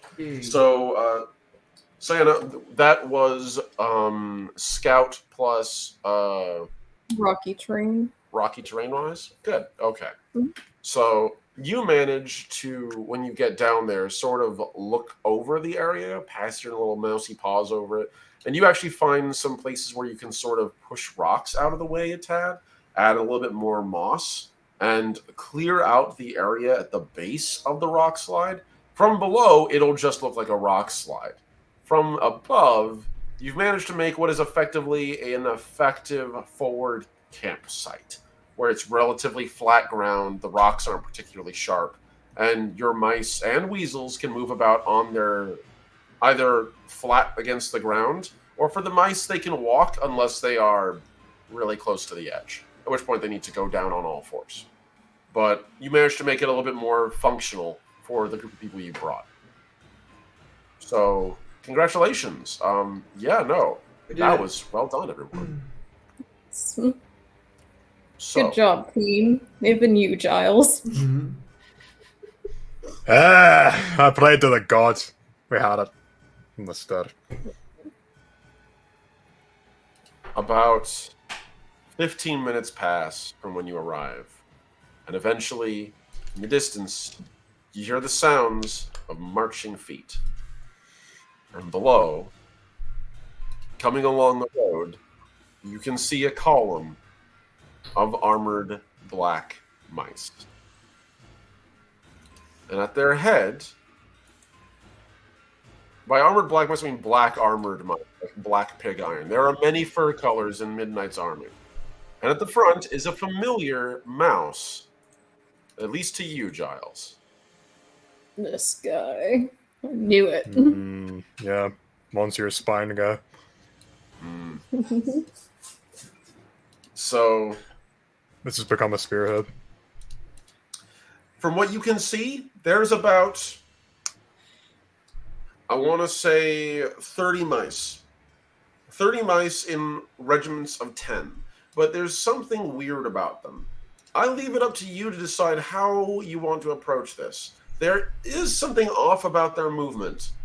How do you all approach this? This is officially now in your hands. This is now open role play for you all, as well as also coordination. Well, real quick, what do you mean by something off about their movements? Can you elaborate? You will need to make me either hunter rolls or scout rolls to properly let me know. Okay. Because right now, all you can make out is that their formations just don't seem to make sense from you. If we From your have both, perspective. can we combine them? No, you'd have to choose one of the two. Okay. I'll just go ahead and roll scout, see if I can figure it out. No. Okay. Giles, I'm willing to, from your perspective, considering your skill set, I will allow you militarist. Okay, I will roll that then. That'll be 76. Okay, so that's fine. Nah, it looks like one nut success. Okay, cool. So it's Roll one net hard. success, and Sienna? Nada. Okay. I rolled a 3 and a 2. Yeah, okay. So, Gile, from where you are, Sienna, you really can't make out what's strange about them. It's just something's off. You're a little new to this whole coordinating regiments thing, and all you know is, like, this doesn't make sense. Normally, they would be... Their formations are misshapen. What the fuck is going on? I will say that for Red and Derek, your knowledge is a little keener. Jakan, you're used to not necessarily working with armies, but you have fought in military forces before. And Red, you coordinate them on the regular. Immediately, something does stand out to you. And that's the fact that each of the regiments is guarding something at their center. That's why the formation is weird. Normally, regiments are ranked up, and each rank is literally right behind the next. So it's ranks of 10, so you're looking at basically 2, 2, 3, 3, and then 2 at the back. But there's something weirdy about this. And you can see it's because at the center, in those wider ranks, is actually 2 mice, and those 2 mice are closer together than the rest of the formation would imply. So, like, from a distance, it looks like a perfect square, but it's because the middle's been squeezed because these mice are kind of out of formation partially. And they're clearly being guarded. It looks like they're moving something. Whatever it is, it's heavy. Probably on a cart of some kind. The distance Not is... ominous. The distance from here is a little too far for you to make out very well. You would need to get closer if you wanted to see. Yukon is big, so he is going to poke Cole in the shoulder and go, Go with the others. Behind eyes. Cole looks up at you. Yes, master. I'll take care of it. And the little mouse with the serpent tongue blade walks over to the 2 of you. I'm ready for orders. And you can see behind you, Jakan, Squeeb and Grimble just kind of like look at each other and kind of cackle a little bit and look back at the mouse and just kind of make like a, oh, let's see if he makes it back kind of faces. I will not cease their derisions because I know that it is only natural. They will learn. Yeah, no, this is They gonna learn today. this be standard weasel behavior. So yeah, no, it ain't unusual. So go ahead, guys. Free role play from this point on. Cole is standing by. There's something strange about those formations, but, well, when you've stared at the sun as much as I have, your eyesight isn't always the best. That I'm moving something. Moving something. Someone, see some what- things.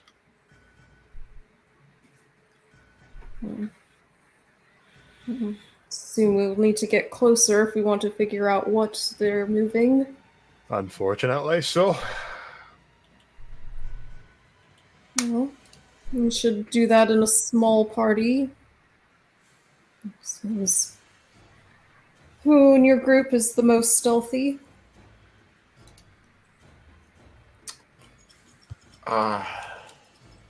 Giles, you would know hands down Jeffrey and Janet. Before they joined your regiment, they were literal thieves. You look over to the 2 of them very pointedly, just like, Very well. Janet and Jeffrey would both nod. Aye, that's our lot. And they both step forward and salute, standing next to Cole. I'll look at Cole. And you're certain that you can remain quiet? Aye, I'm a tenderfoot, so my master originally taught me how to stay quiet before he taught me how to sword fight. He said he wanted to make sure that I was alive to learn, so I know how to stay out of sight. Stalked Good. and killed a snake. He's gonna be fine. Our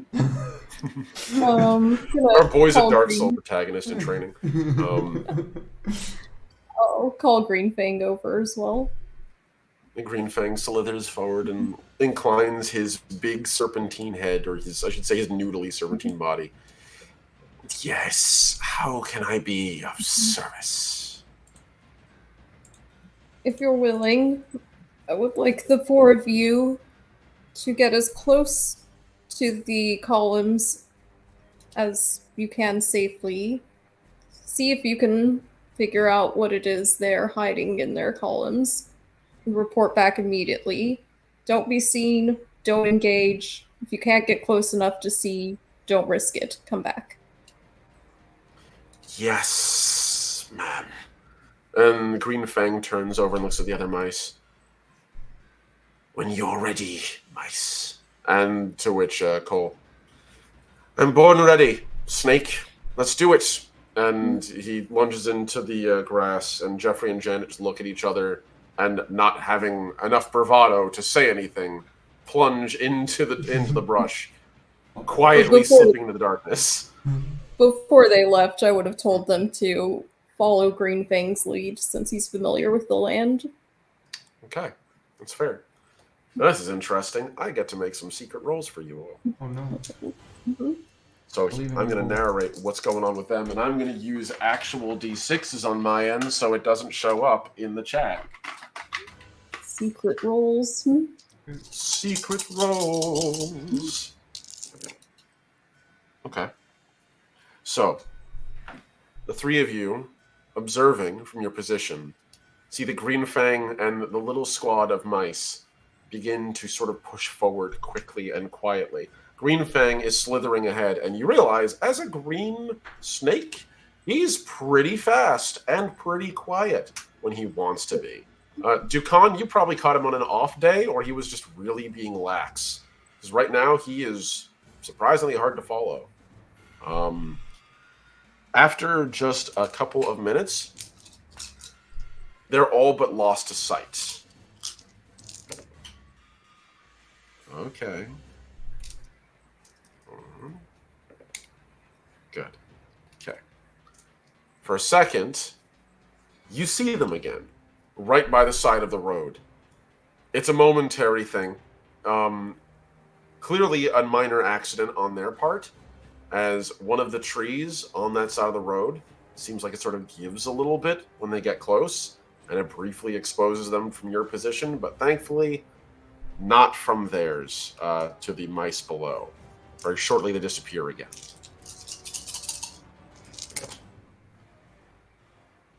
Okay. All right. A couple minutes pass in silence. You don't even see the movement of brush. Interesting. More time passes. It's been 10 minutes. Okay. Eventually, you see them coming back up, approaching very quietly along the path you saw them just a few moments ago. So far, undetected. And eventually, Green Fang emerges back to where you are, and the mice behind in tow. I'm going to let you guys know, they very nearly failed twice. Literally, it came down to a roll, like a tie roll. So, Jesus. yeah, well-trained guys.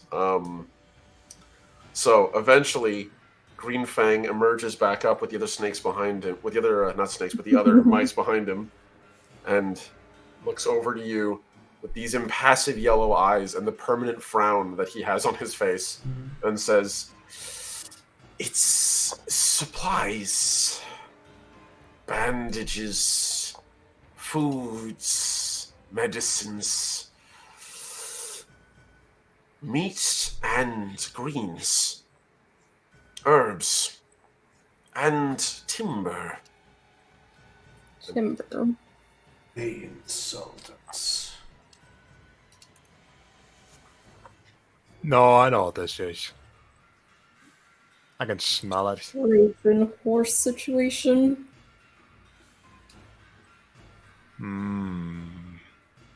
Not quite. They're trying to show that they're on our side so they can eventually attack us. So, sort of. Gain our trust so we let our guard down. Exactly.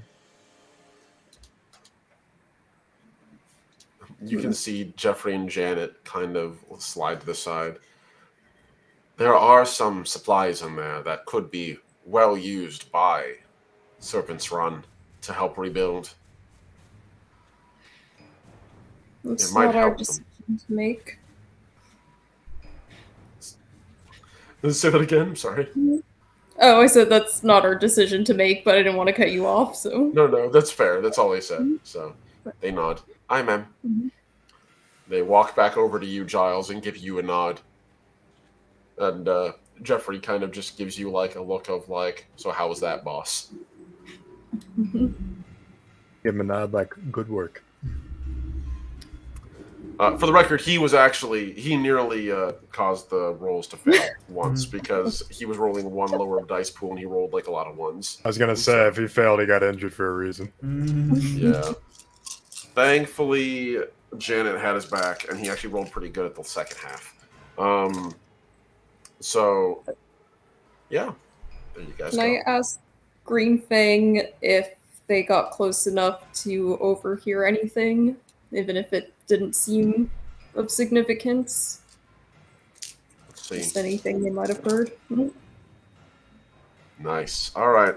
So, when you ask that, Green Fang sort of looks over the other mice. I didn't, but Cole and Janet did.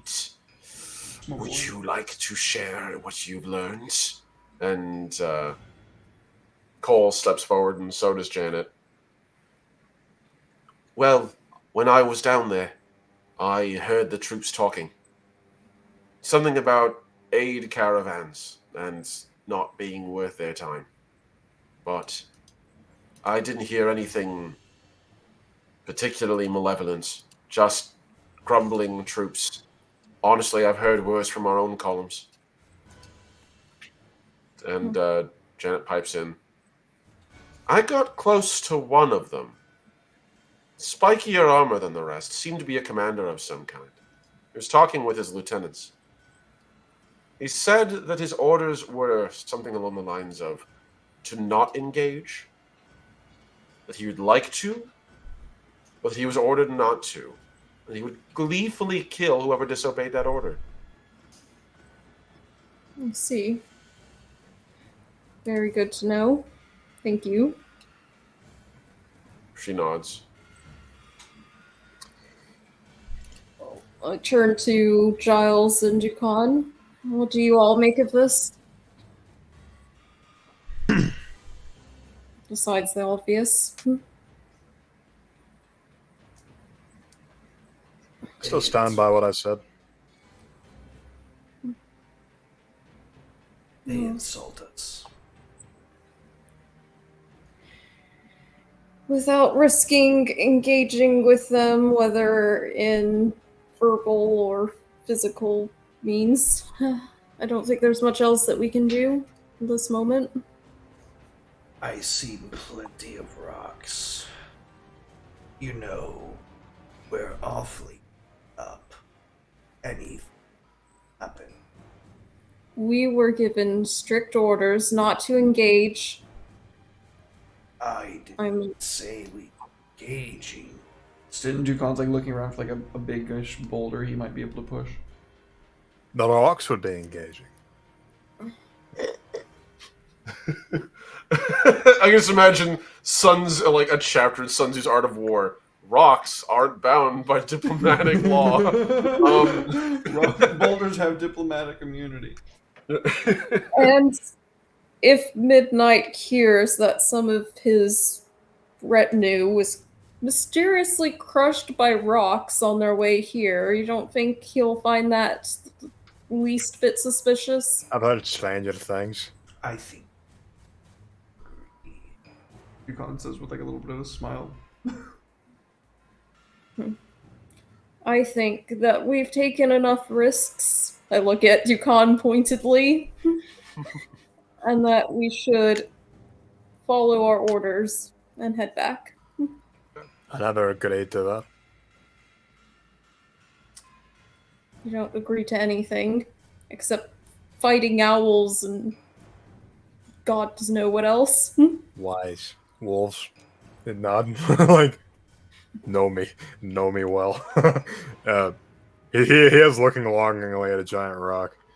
There's a couple of them. Where you all are sitting is where the majority of the landslide is. And in particular, just on like the cusp of where you've been laying, there's this little tree, which again, I say tree for your perspective. For a human's perspective, it's like a thicket bush.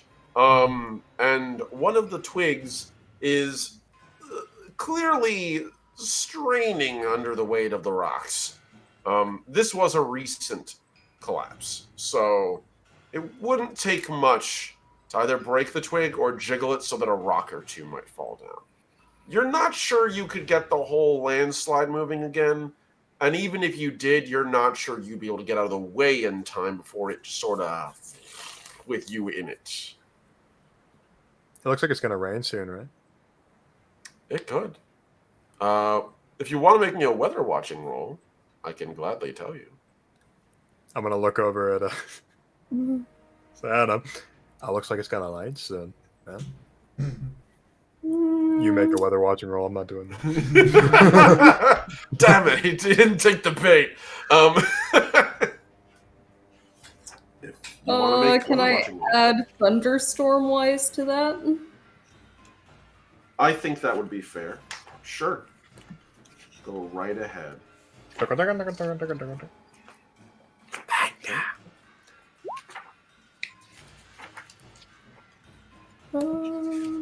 pretty good.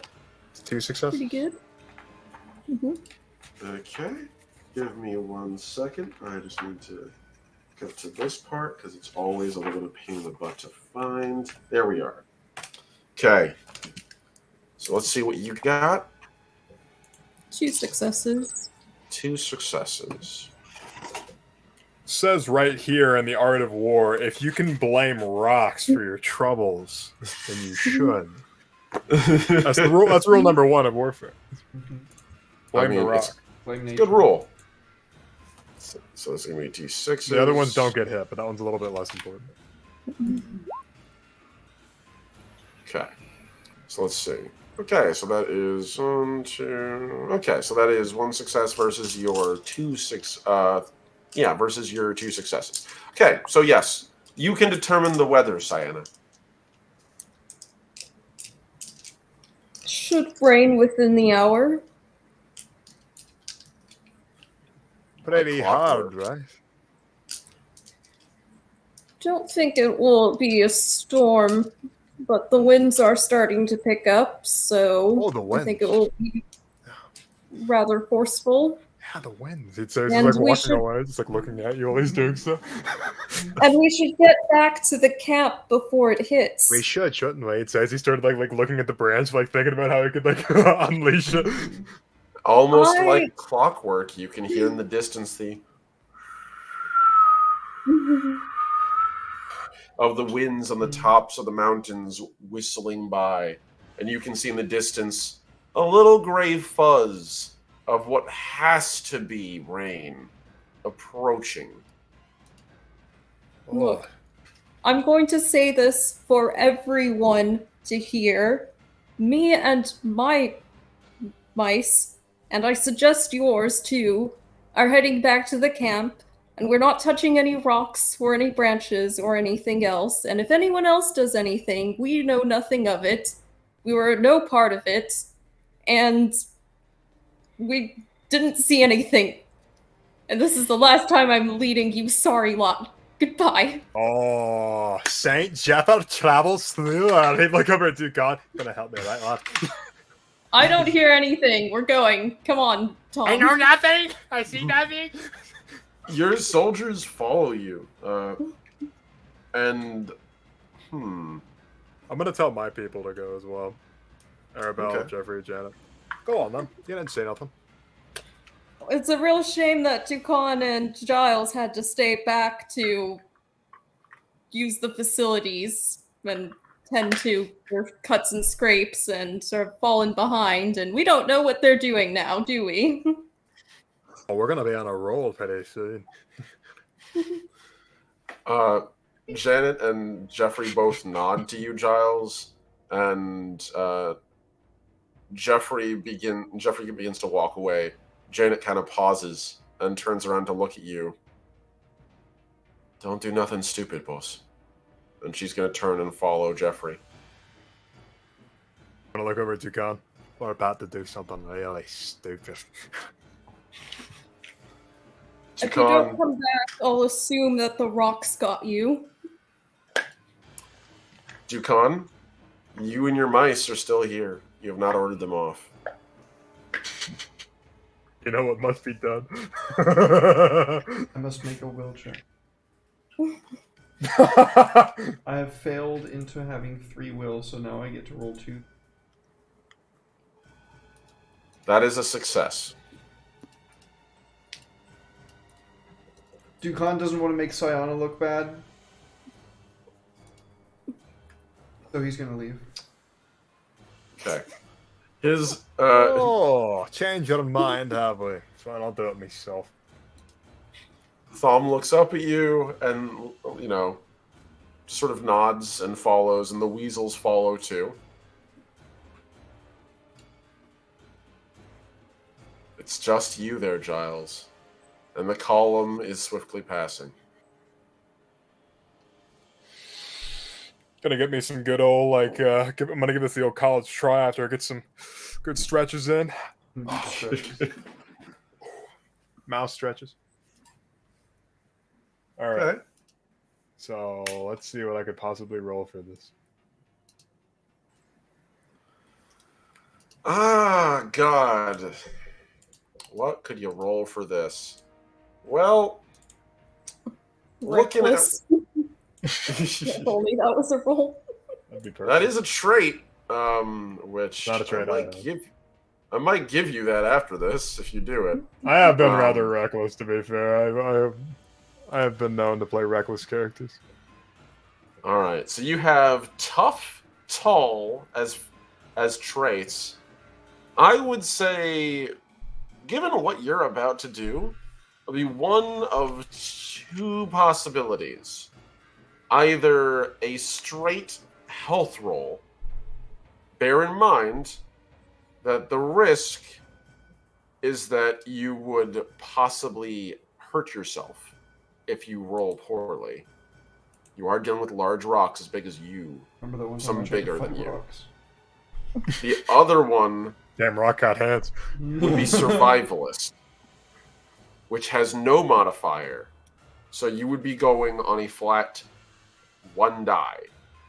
You could use tough or tall to boost either one. They're both a level 1. So that means that you would be able to add a d6 to that pool for each one. However, in doing so, if you fail, well, depending on which one you're using, survivalist has much lower pool, so it'll just get you 2 if you use those. But there would be no chance of injury if you fail. You would do it a smart way and not hurt yourself. Health is just brute force and trying to push the rocks and leveraging your toughness and your height to advantage. So Can I use be both aware, traits or just Red. one at I a will be time? rolling against you. Can I use both traits or just one at a time? You can use both. Okay, I'm gonna do that. Okay. I'm gonna use health. I'm gonna roll 7d6. Okay. Godspeed. We hardly knew Giles, but he died under a rock. He unburied somebody else's corpse from rocks, and then he buried himself in one. Circle of life. Oh, that's okay. 2 successes there. I'm gonna explode the 6. No. Roll off.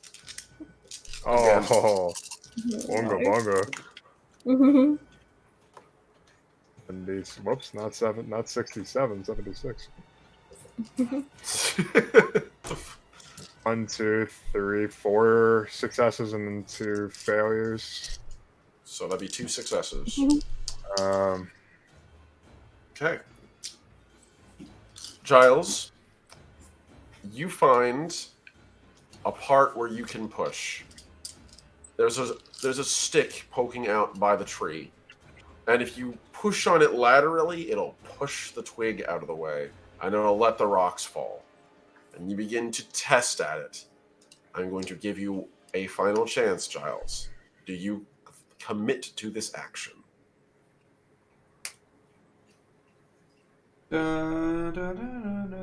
Giles causes a diplomatic incident. And the Sunny theme plays over it. You are? Okay. Where are you? If we were all doing it, it would just be the gang commits treason. Light tree. the gang avoids treason, and then in parentheses, except Giles in like really small text.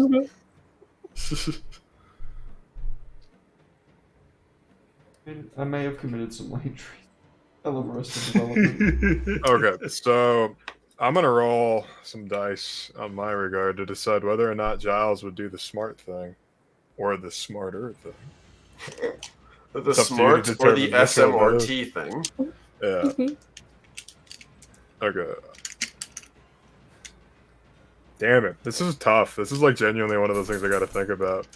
It's like one of those like mobile game ads. It's just like, do you kill or do you... Do you save the baby dinosaur or the woman? Yeah, exactly. Which one do you open first, the lava or the water, before the Minotaur walks over and kills you? And Okay. yet again, Everty, the King's Return. Fucking ads. God, I hate that. So I'm gonna. Can I roll militarist to see how like what implications that this would have? Like if this is actually a good idea. Absolutely. If you want, I'll even let you add leader in as well. I'll do that. I'm using all my traits. Okay. Militarist ahoy! Let's see what war crimes I can cause. 1, 2, 3, 2 successes, 1 traitor. That's a success. So, given the amount of success you know you'd have moving the rocks out of the way, given the weight of them, the position, and the speed of the column below, if you do this, it is very likely you will at very least hurt members of the column, if not kill them. It is very likely that you will scatter the column and force them to take more time to tend their injured or take care of any damaged equipment. It is also entirely possible, because you will be the source of this rockfall, that they might see you skittering away if you're not quick enough with your stealth roll and good enough. So, there is a chance you could kill a couple of the column. There's even a chance you could damage some of their carts and delay them. However, there's also a chance you will give yourself away. You are, after all, wearing a bright tartan cape and carrying a longsword, and a bright giant cape on a red fur who is bigger than most mice. It's very easy to spot against this dreary, grayish, greenish, licheny surface of this mountain. It is up to you. It is 50-50, it could go your way, and even if it goes your way, because this is entirely possible, however unlikely, you do this and not enough rocks fall and they just don't hurt the column. But you might still be exposed by doing so.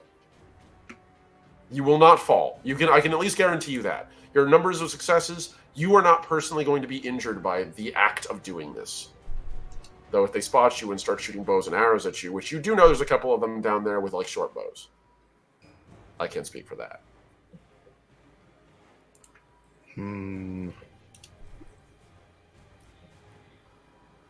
Also, sup, Nick. Love you, buddy. I wish I could like dye myself green real quick. Peter from Katniss Everdeen. Pull a PETA from the Hunger Games and disguise yourself like a tree. Yeah, just roll in the lichen.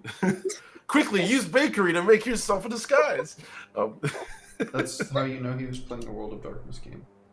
100%. Absolutely. That was a generous GM. Mm, Like, yeah, sure, bakery, survival, that's close enough.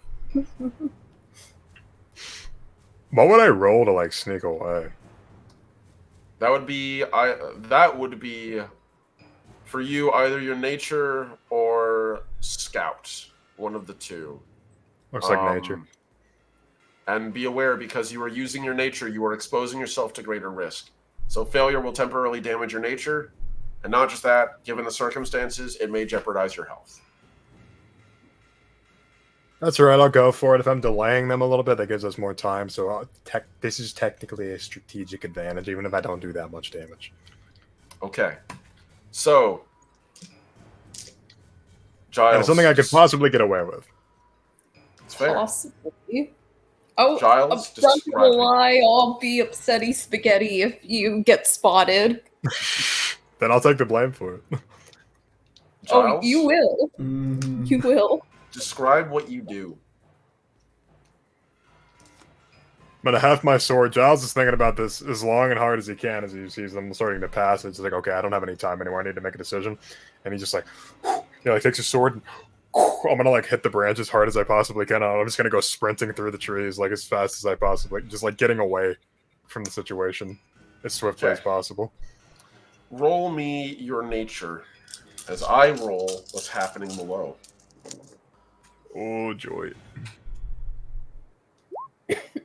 Let's see. I could explode at 6. I have 1 persona left, and I could also Explode it. roll a fate if I need it. I'm gonna roll a fate. I am out of fate after this. Oh yes, thank God. Ooh. People in chat, give me stuff, please. We have one Wow. from Dylan from the beginning. Oh shit, I didn't know that. I'll keep that in mind. And then looking over here. We also have Okay, Fear of the so Condition you- from Narissa at the beginning. One, nothing. So that's a 6. So right now you have one success, it looks like, right? Yeah, and I could attempt to explode it if I choose to use Dylan's thing as a persona. I am going to roll, and I just want to make sure I'm doing this right. This is a profile I have not used yet. Okay, so a little bit around there. Not you. A little bit before. Here we go. And okay, so we are looking at my boy. Technically, if things go wrong, this is Sienna's fault because she's the one leading us after all. I didn't lead this. Red, Yeah. I would highly advise you use that die. Okay. Let's explode, baby. Come on. Success. Okay. Can I give him my persona point? I will allow it. I've been hoarding these motherfucking things. I have 2 successes right now. Do you Where's the have shot? any other fate or persona? I'm out. I've been hoarding them for something like this coming up. So Derek, give him one of yours. You can have I a will allow persona. pooling of this. You can have a persona. yes. Gimme. God damn. Fuck. Oh my god. You wasted Why? it. Dude, if I rolled physical dice, I wouldn't have this bad of luck. So I'm going to be generous and assume that you re-rolled the 1. So that Yeah. doesn't. So that would reduce the amount of. So that would mean you'd have not 0, but you'd have 1, 2, 3 successes. Yes. Roll off. Oh no. Oh no. Can I roll physical dice for this? If you'd like, yes, I'd be willing to let you roll physical dice. Alright, I'll move my camera down so you guys don't. I'm you guys doing know it I'm too, not so it only seems fair. I'm doing this for tension, but also because I admit I like Derek's. I like this really cool, awesome dice case that I got from our friend Chimmy Silva and Derek at DMDM Studios. It glows with the power of necromantic energy when you leave it out in the sun. I recommend you highly consider picking one up. buddy. Yeah, it's true. It actually is really cool. I love this thing. Feels like a shame to not use physical dice when I have it. Please, I'm fucking praying here to any gods that'll listen. That's what you call an integrated ad. That's two Yeah. 6s, a 4, and a 3, so 3 successes. Okay. So, Red, you start sprinting away as soon as you hit that tree branch. The force of your blade, because it is, it's a big, it's a hefty weapon blade. made for dehorsing, or in this case, de-rabbiting mice. And so you bring this thing over and whack, hit it as hard as you can. And it's a pretty supple branch. It doesn't really break, but it does bend under the weight. And you hear this, and the sound as the rocks begin to all move, and the earth beneath you moves, and you start fucking hauling ass up towards the trees. The rock slide carries you a tiny little bit, Oh, no. and for just a second, your bright orange fur ass, is hanging out in the open until you scramble your way up to the trees again. And below, you hear distant booms, a loud dunch, and a couple of screams cut short. Do you turn around to look, Red? No. Okay. I don't need to, because Giles knows what he did. He doesn't need to look upon his work. He's just going. He knows if he spends any more time than he needs to there, that he's going to get caught and he's not going to stay. Yeah. Hey, JJ. Okay. So, there are no arrows shot up after you. There is no screams of recognition or cries or points of, there's someone. You just hear below, someone, get me help. Move the rock. We have 2 mice under there. And you hear heave, ho, heave, and in the distance fading away as you scamper up to make contact with the rest of the group. The rest of the group, you heard that. Like, a rock slide is not quiet. It is very loud. I need to paint the meme of like him being Eric Andre, and it's like all these like mice are just dead under boulders, just like, who killed the gauntlet? Who killed the Gauntlet's men? Who could have done this? Well, seems like the weather's picking up. Very dangerous out here. We should get back to camp as quickly as we can. Giles, good to see that you've caught up. Think you might have tripped on some roots there or something. We didn't notice. We were focused on getting back home. Oh, I was just relieving myself. Of course, Again. of course. Passing Look, mice don't stones, as it were. Oh, my heart goes up. Look, mice don't have bladder control, okay? Give them a break. After a couple of minutes, almost as if perfectly on cue, heavy rain begins to fall. And very shortly afterwards, it goes from rain to sleet as you trudge back towards the camp. I feel like this is as perfect a place as any to stop. That's great. Oh, yeah. Awesome. Well, thank you for Thank you. I appreciate it. That was very fun. Of that was dropping fun. rocks on people. You did. You dropped rocks. You pulled a pterodon. That's a Lizardman joke. If anyone out there likes Warhammer, if anyone else doesn't, I'm sorry. I had to make that reference. One of my favorite parts about playing a game called Mordhau. It's like you could stand on top of battlements and people are coming up ladders. You just have rocks go. It's like throw them down. It's really funny. Ew. That's fair. Oh. That's fair. Oh, God, It's all right. That was awesome. I am not chivalrous on chivalry. Oh no, I was until I was. Oh, okay, good. That, Well, when You're they the start fucking- acting unchivalrous, then it's like, okay, well then the gloves. I mean, that's fair. That's like when I was playing For Honor and I'd be noble until people come sprinting in the middle of my 1v1s and trying to chop in. I'm like, no, fuck you. Here we go. If you're in a melee and it's a bunch of people, there's not really much honor. There's some things you could do that are like kind of shitty, but like you just don't do them. But then like once people start being shitty, you just be a Yeah. Well, I wanted to thank you all for a fantastic session. It was really fun to run this one. I am excited about the ramifications of this session. So, thank you. I'm nervous.